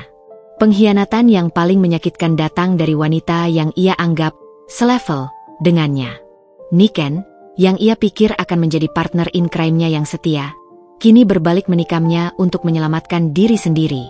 Aku yang memaksanya? Dia yang merencanakan semua ini. Dia yang menjebakku dengan jaring korupsi dan perselingkuhan. Aku harus bicara dengannya. Aku harus menghancurkannya. Bisma berdiri, mencoba menggapai jeruji besi, matanya memancarkan amarah yang tak terkendali. Tenang, Tuan Bisma. Kami sedang mengajukan permohonan agar Anda berdua bisa berhadapan di ruang interogasi, kata pengacara, mencoba menenangkan. Di sel sebelahnya, Niken sedang meratapi nasibnya, dikunjungi oleh pengacaranya sendiri. Aura glamornya telah memudar, berganti dengan aroma penyesalan yang terlambat. Aku tidak mau dipenjara. Aku tidak mau. Aku akan bilang pada semua orang bahwa Bisma yang memaksaku. Dia yang CEO. Dia yang punya kuasa. Isak Niken. Suaranya keras, mencoba meyakinkan dirinya sendiri. Nyonya Niken, Anda harus mengerti. Nyonya Dina memiliki bukti yang sangat kuat. Rekaman suara Anda berdua. Mengklaim diri sebagai korban akan sulit. Terlebih, video Anda menampar Nyonya Dina sudah menjadi bukti kuat pidana kekerasan. Nyonya Dina menuntut Anda atas pidana itu, jelas pengacaranya. Niken terdiam, mengingat kembali adegan di lobi. Satu tamparan sombong itu kini menjadi rantai besi yang mengikatnya. Wanita itu, Dina, dia sengaja menjebakku. Dia tidak selemah yang kita kira. Dia monster yang bersembunyi di balik senyum polosnya. Gumam Niken, memukul dinding sel dengan frustrasi. Anda harus siap, Nyonya Niken. Firma Wijaya dan rekan bergerak cepat. Mereka tidak akan memberi celah. Mereka tahu semua tentang Nitya Karya dan dana abadi itu. Anda hanya punya satu jalan. Jujur, desak pengacara Niken. Beberapa hari kemudian, Bisma dan Niken diizinkan bertemu di ruang interogasi, diawasi oleh petugas kejaksaan. Pertemuan itu bukan reuni romantis, melainkan pertarungan terakhir dua serigala yang saling menerkam. Bisma menatap Niken dengan kebencian membara. Kau pengkhianat. Kau yang merencanakan semua ini. Kau yang membuatku kehilangan segalanya. Niken balas menatap Bisma dengan mata sinis. Aku? Kau yang serakah, Bisma. Kau yang tergoda oleh kekuasaan yang kutawarkan. Kau yang tidak tahu diri. Kau menikah dengan ratu, tapi kau justru mengejar wanita rendahan yang kau pikir bisa kau kendalikan.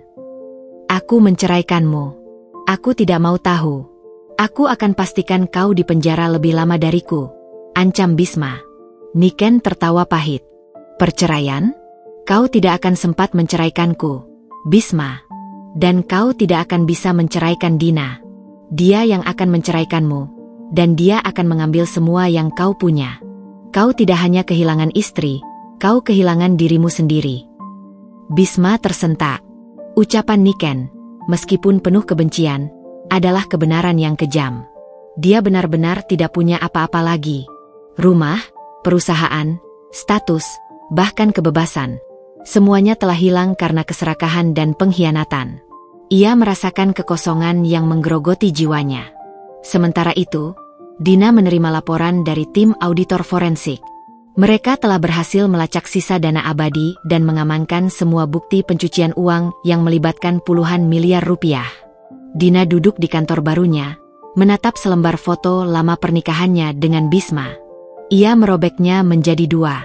Ia tidak lagi merasakan amarah, hanya rasa lega yang mendalam. Babak ini sudah selesai. Bisma dan Niken telah menerima peringatan keras dan merasakan konsekuensi kebodohan mereka. Ia menghubungi Bapak Wijaya. Pak, saya ingin mengajukan permohonan kepada Kejaksaan Agung. Setelah semua aset dikembalikan kepada saya ingin sebagian dari dana yang berhasil diamankan dialokasikan untuk membantu Yayasan Anak Indonesia. Saya ingin kekayaan ini kembali ke tangan yang benar. Sebuah keputusan yang mulia, Nona Dina. Anda benar-benar berbeda dari yang lain, puji Bapak Wijaya. Dina tersenyum. Saya akan membuktikan kepada Bisma dan Niken bahwa wanita yang mereka anggap rendahan tahu bagaimana menggunakan kekuasaan dan harta dengan cara yang paling mulia. Saya akan menjadikan kekayaan ini senjata untuk kebaikan. Dengan langkah ini, Dina telah menutup pintu masa lalunya sepenuhnya, siap menghadapi babak baru yang penuh harapan. Bisma dan Niken sudah diperingatkan, dan kini, keadilan siap ditegakkan. Keputusan Dina untuk tidak lagi bernegosiasi dan melanjutkan proses hukum tanpa belas kasihan, menjadi sumbu pendek yang meledakkan bom waktu bagi Bisma dan Niken. Setelah menerima surat peringatan hukum yang kejam dari Bapak Wijaya, kedua pengkhianat itu menyadari bahwa mereka tidak berhadapan dengan wanita lemah, melainkan dengan kekuatan yang terorganisir dan tanpa kompromi. Di Kejaksaan Agung, flash disk berisi rekaman pembicaraan Bisma dan Niken, serta dokumen-dokumen korupsi yang diserahkan Dina, menjadi amunisi utama. Penyidik bergerak cepat. Kasus korupsi Wijaya Group yang melibatkan tender pemerintah dan perusahaan fiktif Nitya Karya menjadi berita utama di seluruh negeri. Pada hari yang telah ditentukan, tim Bapak Wijaya, didampingi oleh petugas dari kejaksaan, mendatangi kantor Wijaya Group untuk eksekusi pengambil alihan aset. Dina, bersama Laras, hanya memantau dari jauh, di sebuah kafe di seberang jalan. Ia tidak ingin melihat lagi gedung yang penuh kenangan pahit itu. Ini terasa seperti mimpi. Din, dulu kita hanya bisa memandang gedung ini dari bawah, sekarang kau mengambilnya kembali, bisik Laras, matanya berbinar haru. Dina menyesap kopinya, wajahnya tenang. Ini bukan tentang mengambil, Ras. Ini tentang mengembalikan. Mengembalikan pada yang berhak, dan membersihkan nama baik ayahku. Tiba-tiba, televisi di kafe itu menayangkan breaking news. Gambar layar terbelah dua. Di satu sisi, penyitaan aset Wijaya Group, di sisi lain, laporan dari Pengadilan Negeri. Penyiar, kami melaporkan langsung dari Pengadilan Negeri Jakarta Pusat, di mana hari ini, Majelis Hakim resmi mengabulkan gugatan cerai yang diajukan oleh Nyonya Dina Wijaya Kusuma. Dengan demikian, status pernikahan Nyonya Dina dan Tuan Bisma telah berakhir. Hakim juga memutuskan bahwa seluruh aset yang terikat dengan warisan Wijaya Kusuma Group dikembalikan secara penuh kepada Nyonya Dina sebagai pewaris sah. Ini adalah kemenangan mutlak bagi pihak Nyonya Dina. Bersamaan dengan berita perceraian itu, muncul berita lain yang lebih menghebohkan. Penyiar, sementara itu, Kejaksaan Agung telah menetapkan Tuan Bisma dan Nyonya Niken Prasasti sebagai tersangka utama dalam kasus korupsi proyek infrastruktur negara. Bukti-bukti yang diserahkan oleh mantan istri Tuan Bisma, Nyonya Dina, sangat kuat, termasuk rekaman pengakuan dan dokumen pencucian uang. Kami juga mengkonfirmasi, Nyonya Niken akan dijerat dengan pasal pidana kekerasan setelah video yang menunjukkan ia menampar Nyonya Dina di depan umum, menjadi alat bukti kunci. Dina memejamkan mata sejenak, menarik napas lega. Ini adalah keadilan yang paripurna. Bisma dan Niken tidak hanya hancur karena cinta, mereka hancur karena hukum. Beberapa hari kemudian, Bapak Wijaya menemui Dina di markas Yayasan Anak Indonesia. Tempat yang Bisma anggap tidak menghasilkan apa-apa, kini menjadi pusat kekuatan moral Dina. Selamat, Nona Dina. Semuanya berjalan sesuai rencana. Proses pengembalian aset sudah hampir selesai. Sekarang, kita hanya menunggu persidangan pidana Bisma dan Niken, kata Bapak Wijaya, wajahnya menunjukkan kepuasan. Terima kasih atas kerja keras Bapak. Tanpa Bapak, saya mungkin tidak akan mampu melewati badai ini, ujar Dina tulus. Anda yang luar biasa, Nona Dina. Saya hanya menjalankan tugas. Sekarang, saatnya Anda mengambil kendali. Publik menantikan langkah Anda selanjutnya. Bagaimana Anda akan memimpin Wijaya Kusuma Group? Saya akan membersihkan namanya, Pak. Saya akan mengumumkan visi baru perusahaan, integritas dan kebaikan. Saya ingin semua orang tahu bahwa perusahaan ini didirikan bukan untuk korupsi, tapi untuk membangun. Saya akan fokus pada proyek-proyek yang benar-benar bermanfaat bagi masyarakat, bukan hanya untuk memperkaya diri sendiri, tegas Dina. Dina kemudian mengambil keputusan penting. Saya ingin segera melantik jajaran direksi baru. Orang-orang yang bersih. Dan saya ingin Laras menjadi kepala divisi desain. Dia orang yang jujur dan punya visi. Laras, yang mendengar namanya disebut, terkejut. Aku? Din, aku desainer interior, bukan direktur perusahaan konstruksi. Kamu punya integritas, Ras. Dan kamu tahu bagaimana aku bekerja. Itu yang paling penting. Aku butuh orang-orang yang bisa kucintai dan kupercaya di sekitarku, bukan predator, balas Dina, tersenyum meyakinkan. Sementara itu, di balik jeruji besi, Bisma dan Niken mulai saling menyerang di ruang interogasi kejaksaan, dalam upaya putus asa untuk menyelamatkan diri masing-masing. Dia yang merencanakan dana abadi. Dia yang punya jaringan dengan birokrat di luar, teriak Bisma, menunjuk Niken. Niken membalas dengan tangisan dramatis. Saya hanya korban. Bisma mengancam akan menghancurkan hidup saya jika saya tidak mengikuti permintaannya. Dia yang memaksa saya mencuci uang di perusahaan fiktif saya. Penyidik hanya mencatat setiap kata dengan tenang. Mereka tahu, kedua tersangka ini saling meludahi untuk menyelamatkan diri. Seorang penyidik meletakkan foto Bisma yang sedang tersenyum dengan Dina di hadapannya. Tuan Bisma, kami melihat foto pernikahan ini. Istri Anda memberikan kesaksian bahwa Anda meninggalkannya karena ia tidak selevel dengan ambisi Anda.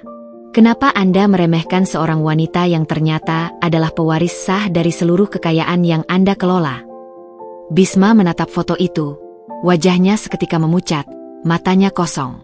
Penyesalan yang sesungguhnya, penyesalan karena kebodohan dan keserakahan, baru kini menghantamnya. Saya salah. Saya pikir dia hanya wanita polos yang bisa saya buang. Saya buta. Saya memilih wanita yang membawa saya ke sini, daripada wanita yang selalu mendukung saya dengan tulus. Anda memilih wanita yang membawa Anda ke sel, daripada wanita yang memiliki kunci untuk mengeluarkan Anda.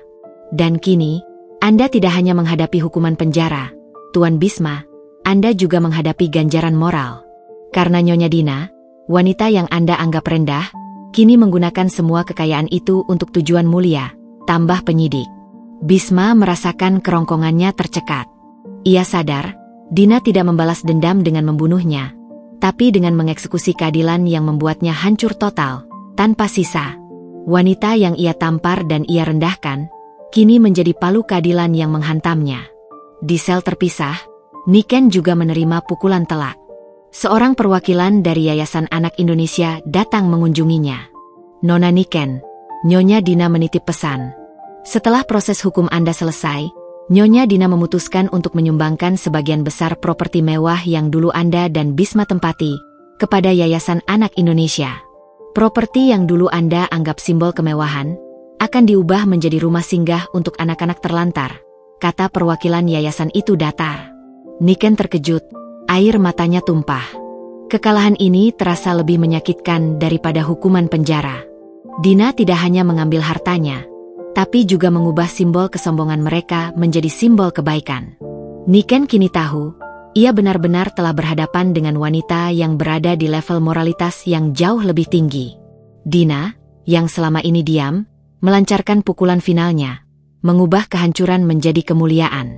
Ia berhasil membungkam media yang sempat ramai tentang tamparan itu, dengan mengalihkan fokus mereka pada aksi sosial dan integritas perusahaannya.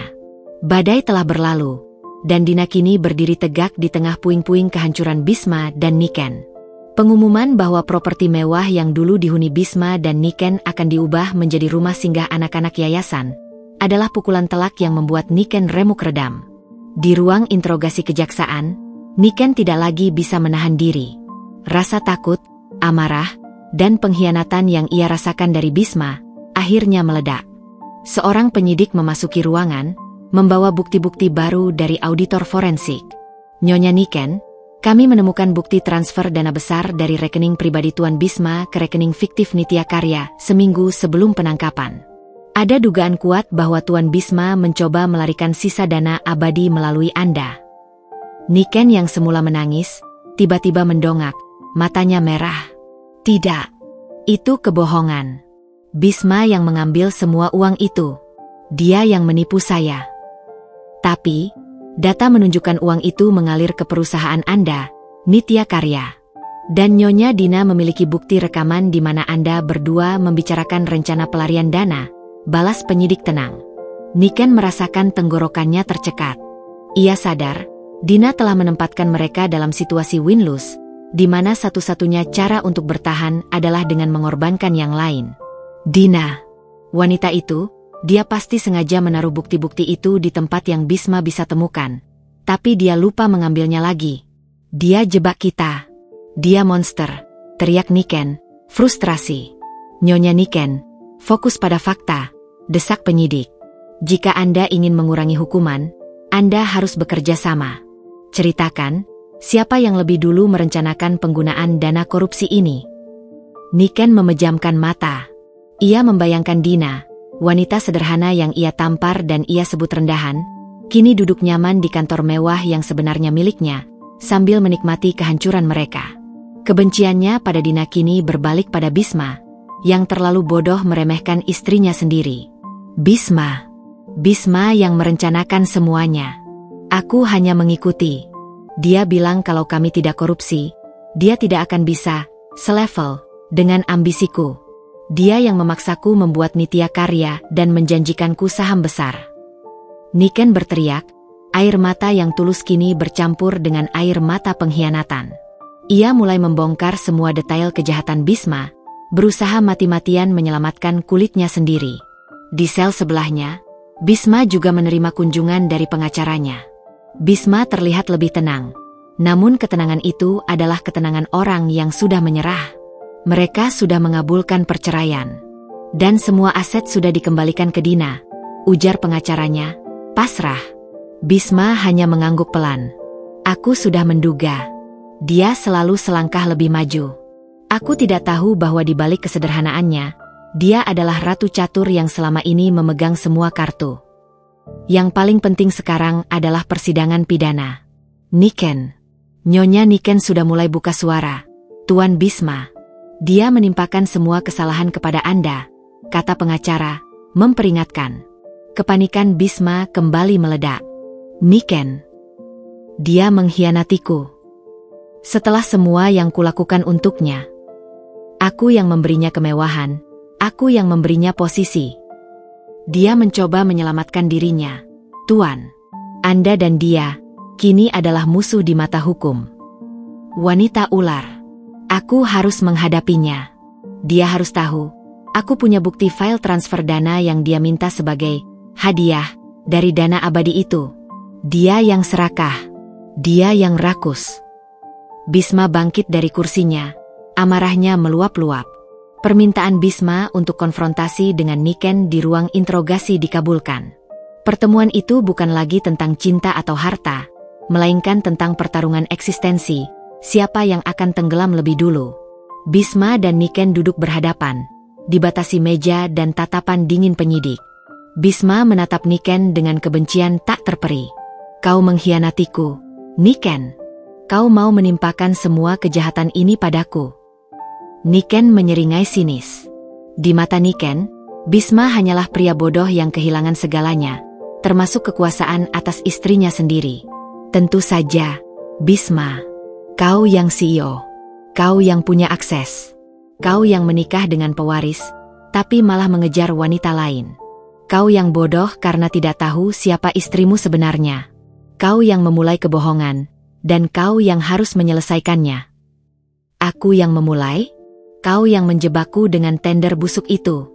Kau yang selalu memintaku untuk memanipulasi laporan keuangan agar kau bisa mendapatkan bagian lebih besar. Balas Bisma. Oh, ya? Dan kau termakan, Bisma. Kau yang serakah.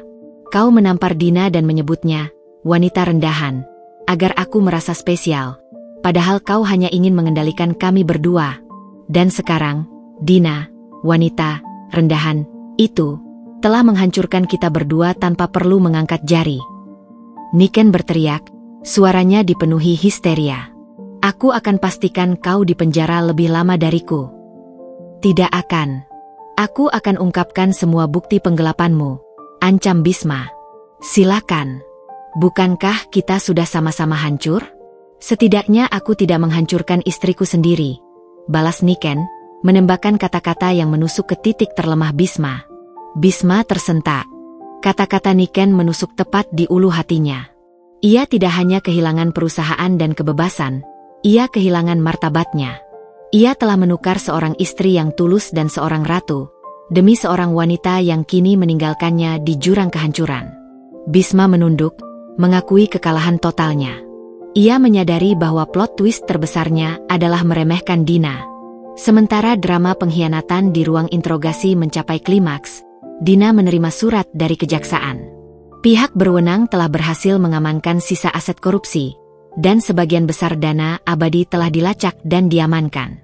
Bapak Wijaya memperkirakan, dalam waktu sebulan, semua aset hukum akan dialihkan kembali kepada Dina Wijayakusuma, pemilik sah Wijaya Kusuma Group. Dina duduk di Yayasan Anak Indonesia, memandangi anak-anak yang kini riang bermain di taman. Ia memutuskan untuk mengadakan rapat bersama tim yayasan.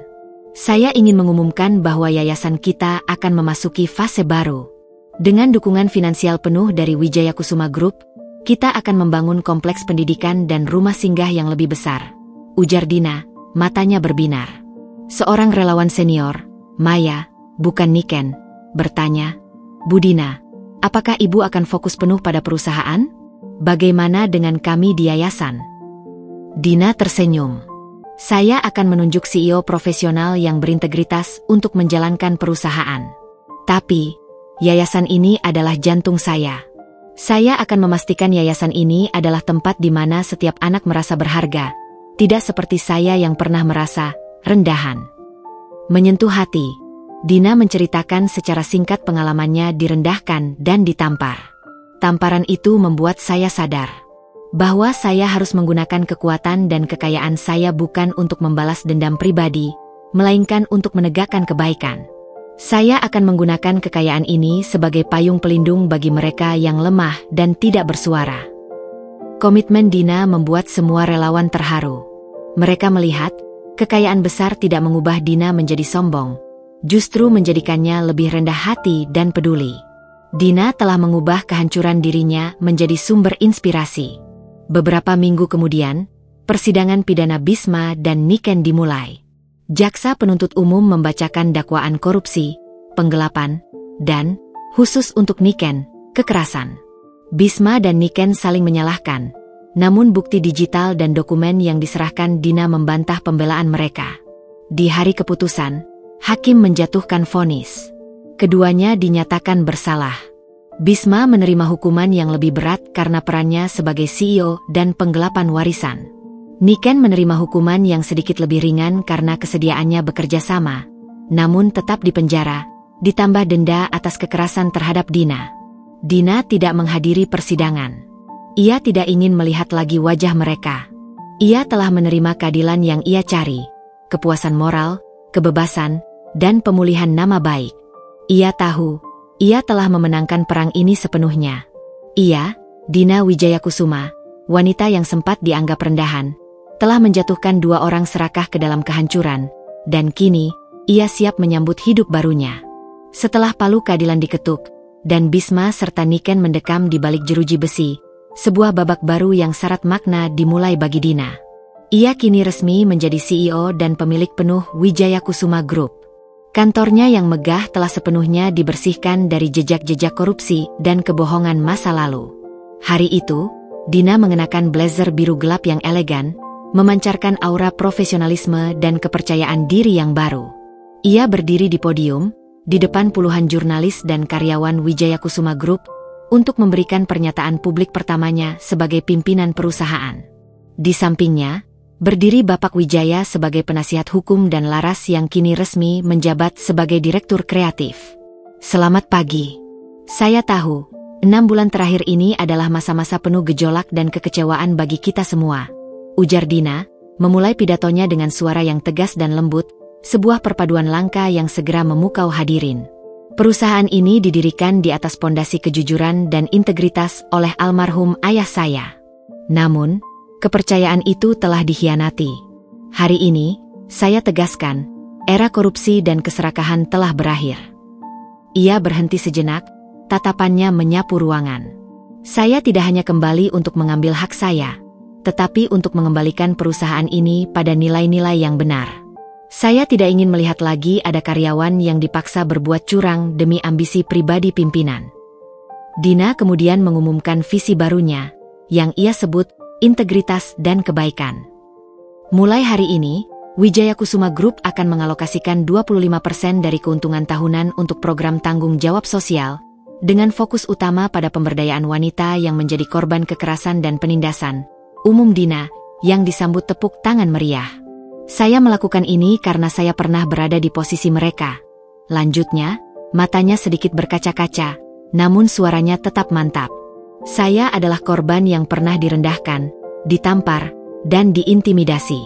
Saya belajar, bahwa nilai seorang wanita tidak ditentukan oleh apa yang dikatakan orang lain, tetapi oleh keberaniannya untuk berdiri dan mencari kebenaran.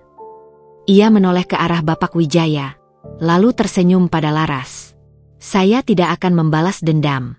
Saya akan menegakkan keadilan, dan saya akan mengubah kekayaan yang hampir dicuri ini menjadi alat untuk kebaikan. Kami akan membangun pusat pelatihan, rumah singgah, dan beasiswa untuk membantu wanita bangkit dari keterpurukan. Keputusan Dina untuk mendedikasikan sebagian besar kekayaan perusahaan untuk amal adalah pukulan pamungkas bagi Bisma dan Niken yang kini mendekam di balik dinginnya sel. Mereka tidak hanya melihat mantan istri dan musuh mereka merebut harta, tetapi mereka melihat harta itu diubah menjadi senjata kebaikan yang menampar moralitas mereka. Di penjara, Bisma disatukan dengan narapidana lain. Ia yang dulunya terbiasa dengan karpet beludru dan pendingin ruangan, kini harus tidur di lantai semen yang lembab. Kau lihat berita itu, Bisma? Tanya seorang narapidana, menyodorkan koran bekas. Istrimu, si wanita sederhana itu, sekarang jadi trending topik. Dia pakai uang yang kau curi untuk amal. Benar-benar tamparan keras buatmu. Bisma merebut koran itu. Matanya terpaku pada foto Dina yang tersenyum tulus di samping anak-anak yayasan. Rasa penyesalan yang ia rasakan bukanlah penyesalan tulus, melainkan penyesalan karena kebodohan yang telah merenggut segalanya. Dia melakukannya untuk mempermalukanku. Dia tahu aku membenci yayasan itu, gumam Bisma, suaranya dipenuhi getir.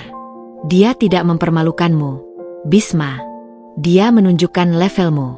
Kau hancur karena korupsi, dia bangkit karena integritas. Kau menukarnya dengan wanita ular. Dan sekarang kau di sini, sindir narapidana lain. Bisma meremas koran itu. Ia teringat saat ia menyebut Dina tidak selevel dengan ambisinya. Kini ia sadar, dirinya yang tidak pernah pantas berada di level Dina. Ia telah menukar matahari dengan lilin redup. Sementara itu, Niken juga menerima nasib serupa. Ia harus menjalani hari-harinya dalam seragam penjara yang kasar. Pengacara yang dulu ia bayar mahal, kini meninggalkannya. Ia hanya sesekali mendapat kunjungan dari petugas, yang memastikan ia tidak melakukan hal-hal nekat. Nona Niken, bagaimana kabar Anda? Apakah Anda sudah menerima kiriman buku dari seseorang bernama Laras? Tanya seorang petugas wanita. Niken mengerutkan dahi. Ia tidak menerima apa-apa. Tidak. Untuk apa dia mengirim buku padaku? Ah, maaf. Saya kira Anda sudah tahu.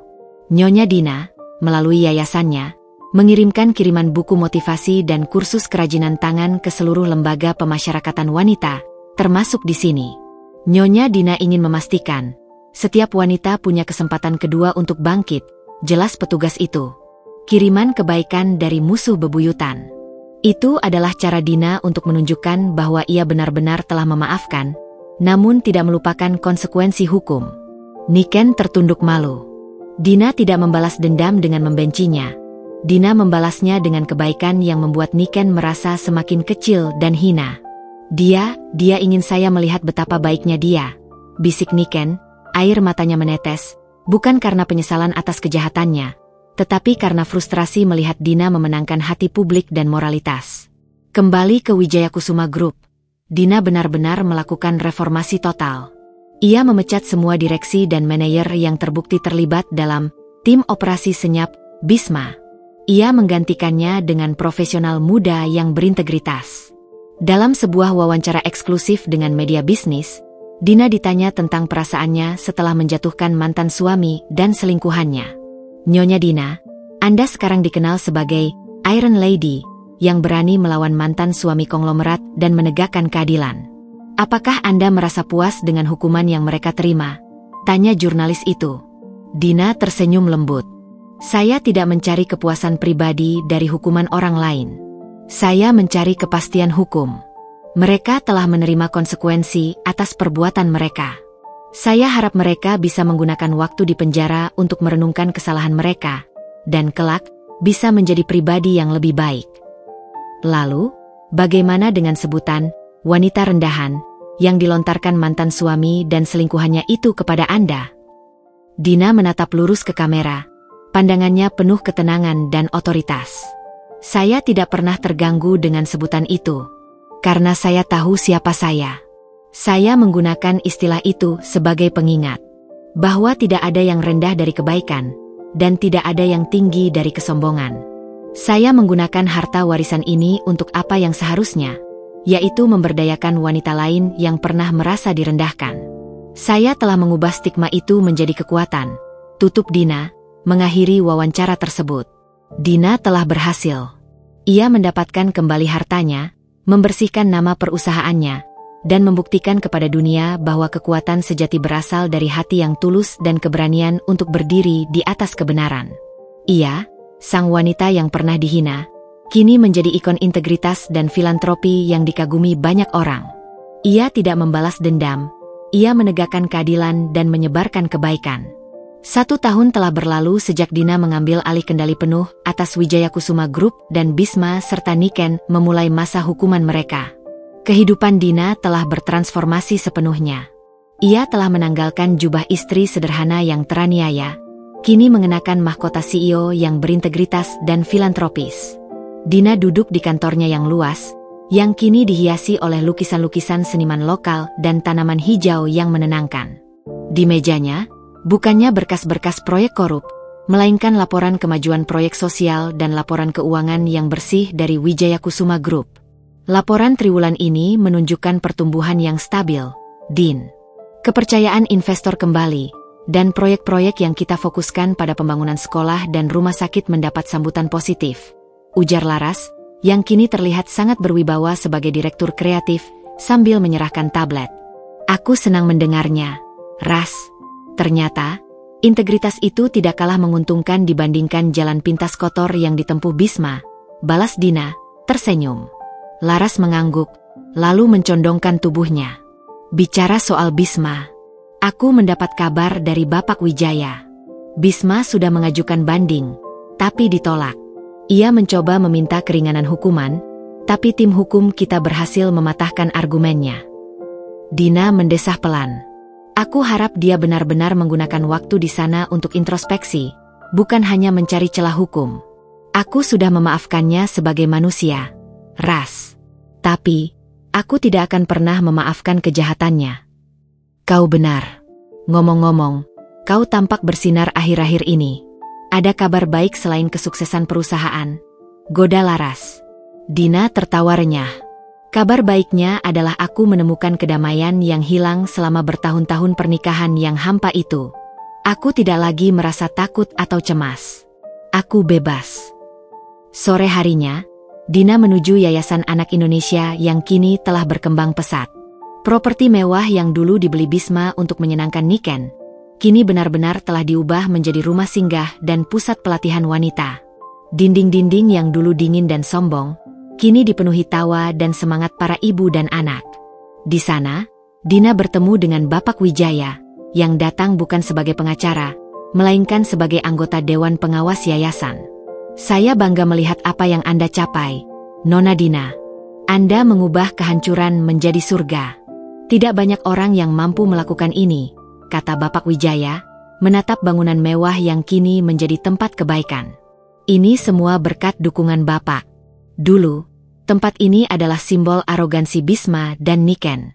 Sekarang, tempat ini menjadi monumen pengingat bahwa kita harus menggunakan kekayaan untuk melayani, bukan untuk menindas, jawab Dina, sambil berjalan melewati koridor yang kini dipenuhi lukisan anak-anak. Seorang wanita muda bernama Rina, yang dulunya adalah korban KDRT dan kini menjadi instruktur kerajinan tangan di pusat pelatihan, mendekati Dina. Bu Dina, terima kasih banyak. Saya dulu tidak punya harapan, tidak punya tempat tujuan. Tamparan dan kata-kata kasar yang pernah saya terima membuat saya merasa sangat rendah. Tapi, melihat ibu bangkit dari tamparan yang ibu terima, itu menginspirasi kami semua. Kami sekarang tahu, kami bukan wanita rendahan. Kami adalah wanita kuat, ujar Rina, matanya berkaca-kaca. Dina memegang tangan Rina erat.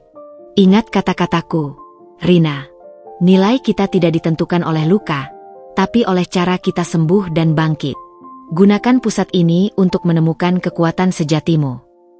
Kisah hidup Dina, dari wanita sederhana yang direndahkan hingga menjadi CEO berintegritas dan filantropis, menjadi lentera inspirasi di seluruh negeri.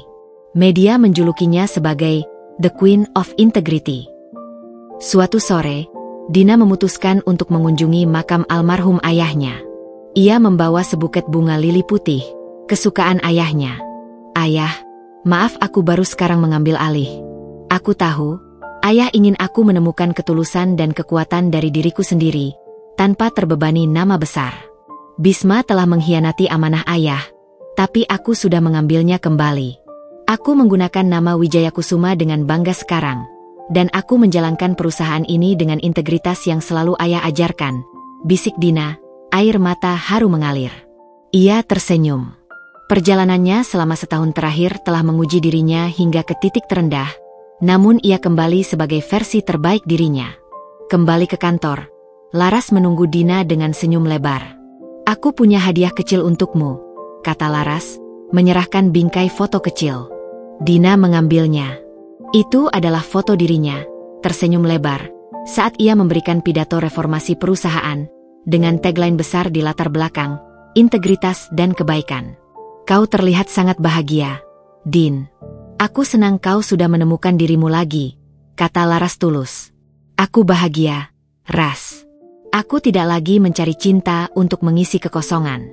Cinta terbesarku kini adalah diriku sendiri, dan semangat untuk melayani sesama. Aku belajar bahwa setelah badai besar, pelangi akan selalu muncul," jawab Dina. Ia melihat keluar jendela. Matahari perlahan tenggelam, mewarnai langit dengan jingga dan ungu yang indah. Ia tidak terburu-buru mencari pengganti Bisma. Ia tahu, cinta sejati akan datang ketika ia sudah benar-benar utuh. Di tempat yang jauh, Bisma dan Niken menjalani masa hukuman mereka. Bisma, dalam kesendirian dan penyesalan, akhirnya menyadari kebodohannya. Ia tidak hanya kehilangan kekayaan, ia kehilangan wanita yang memiliki hati emas dan integritas, demi ambisi palsu dan wanita yang sama-sama serakah. Ia sadar, wanita yang ia sebut rendahan itu, kini hidup bahagia dan mulia, sementara dirinya menjadi kotoran sejarah. Ending bahagia. Dina, si wanita yang pernah dihina dan ditampar, kini memimpin perusahaan yang bersih, memberdayakan ribuan wanita, dan menjadi simbol harapan. Ia telah membuktikan bahwa keberanian sejati bukan terletak pada seberapa keras kita membalas, tetapi seberapa tulus kita bangkit dan mengubah kehancuran menjadi kebaikan. Dina berdiri di tengah taman yayasan, dikelilingi anak-anak yang tertawa riang. Ia siap menyambut masa depan yang cerah, penuh makna, dan tanpa bayang-bayang masa lalu. "Aku tidak lagi melihat ke belakang, hanya ke depan. Dan kini, pemandangan di depanku jauh lebih indah dan penuh makna," bisiknya dalam hati, saat ia memandang matahari terbenam.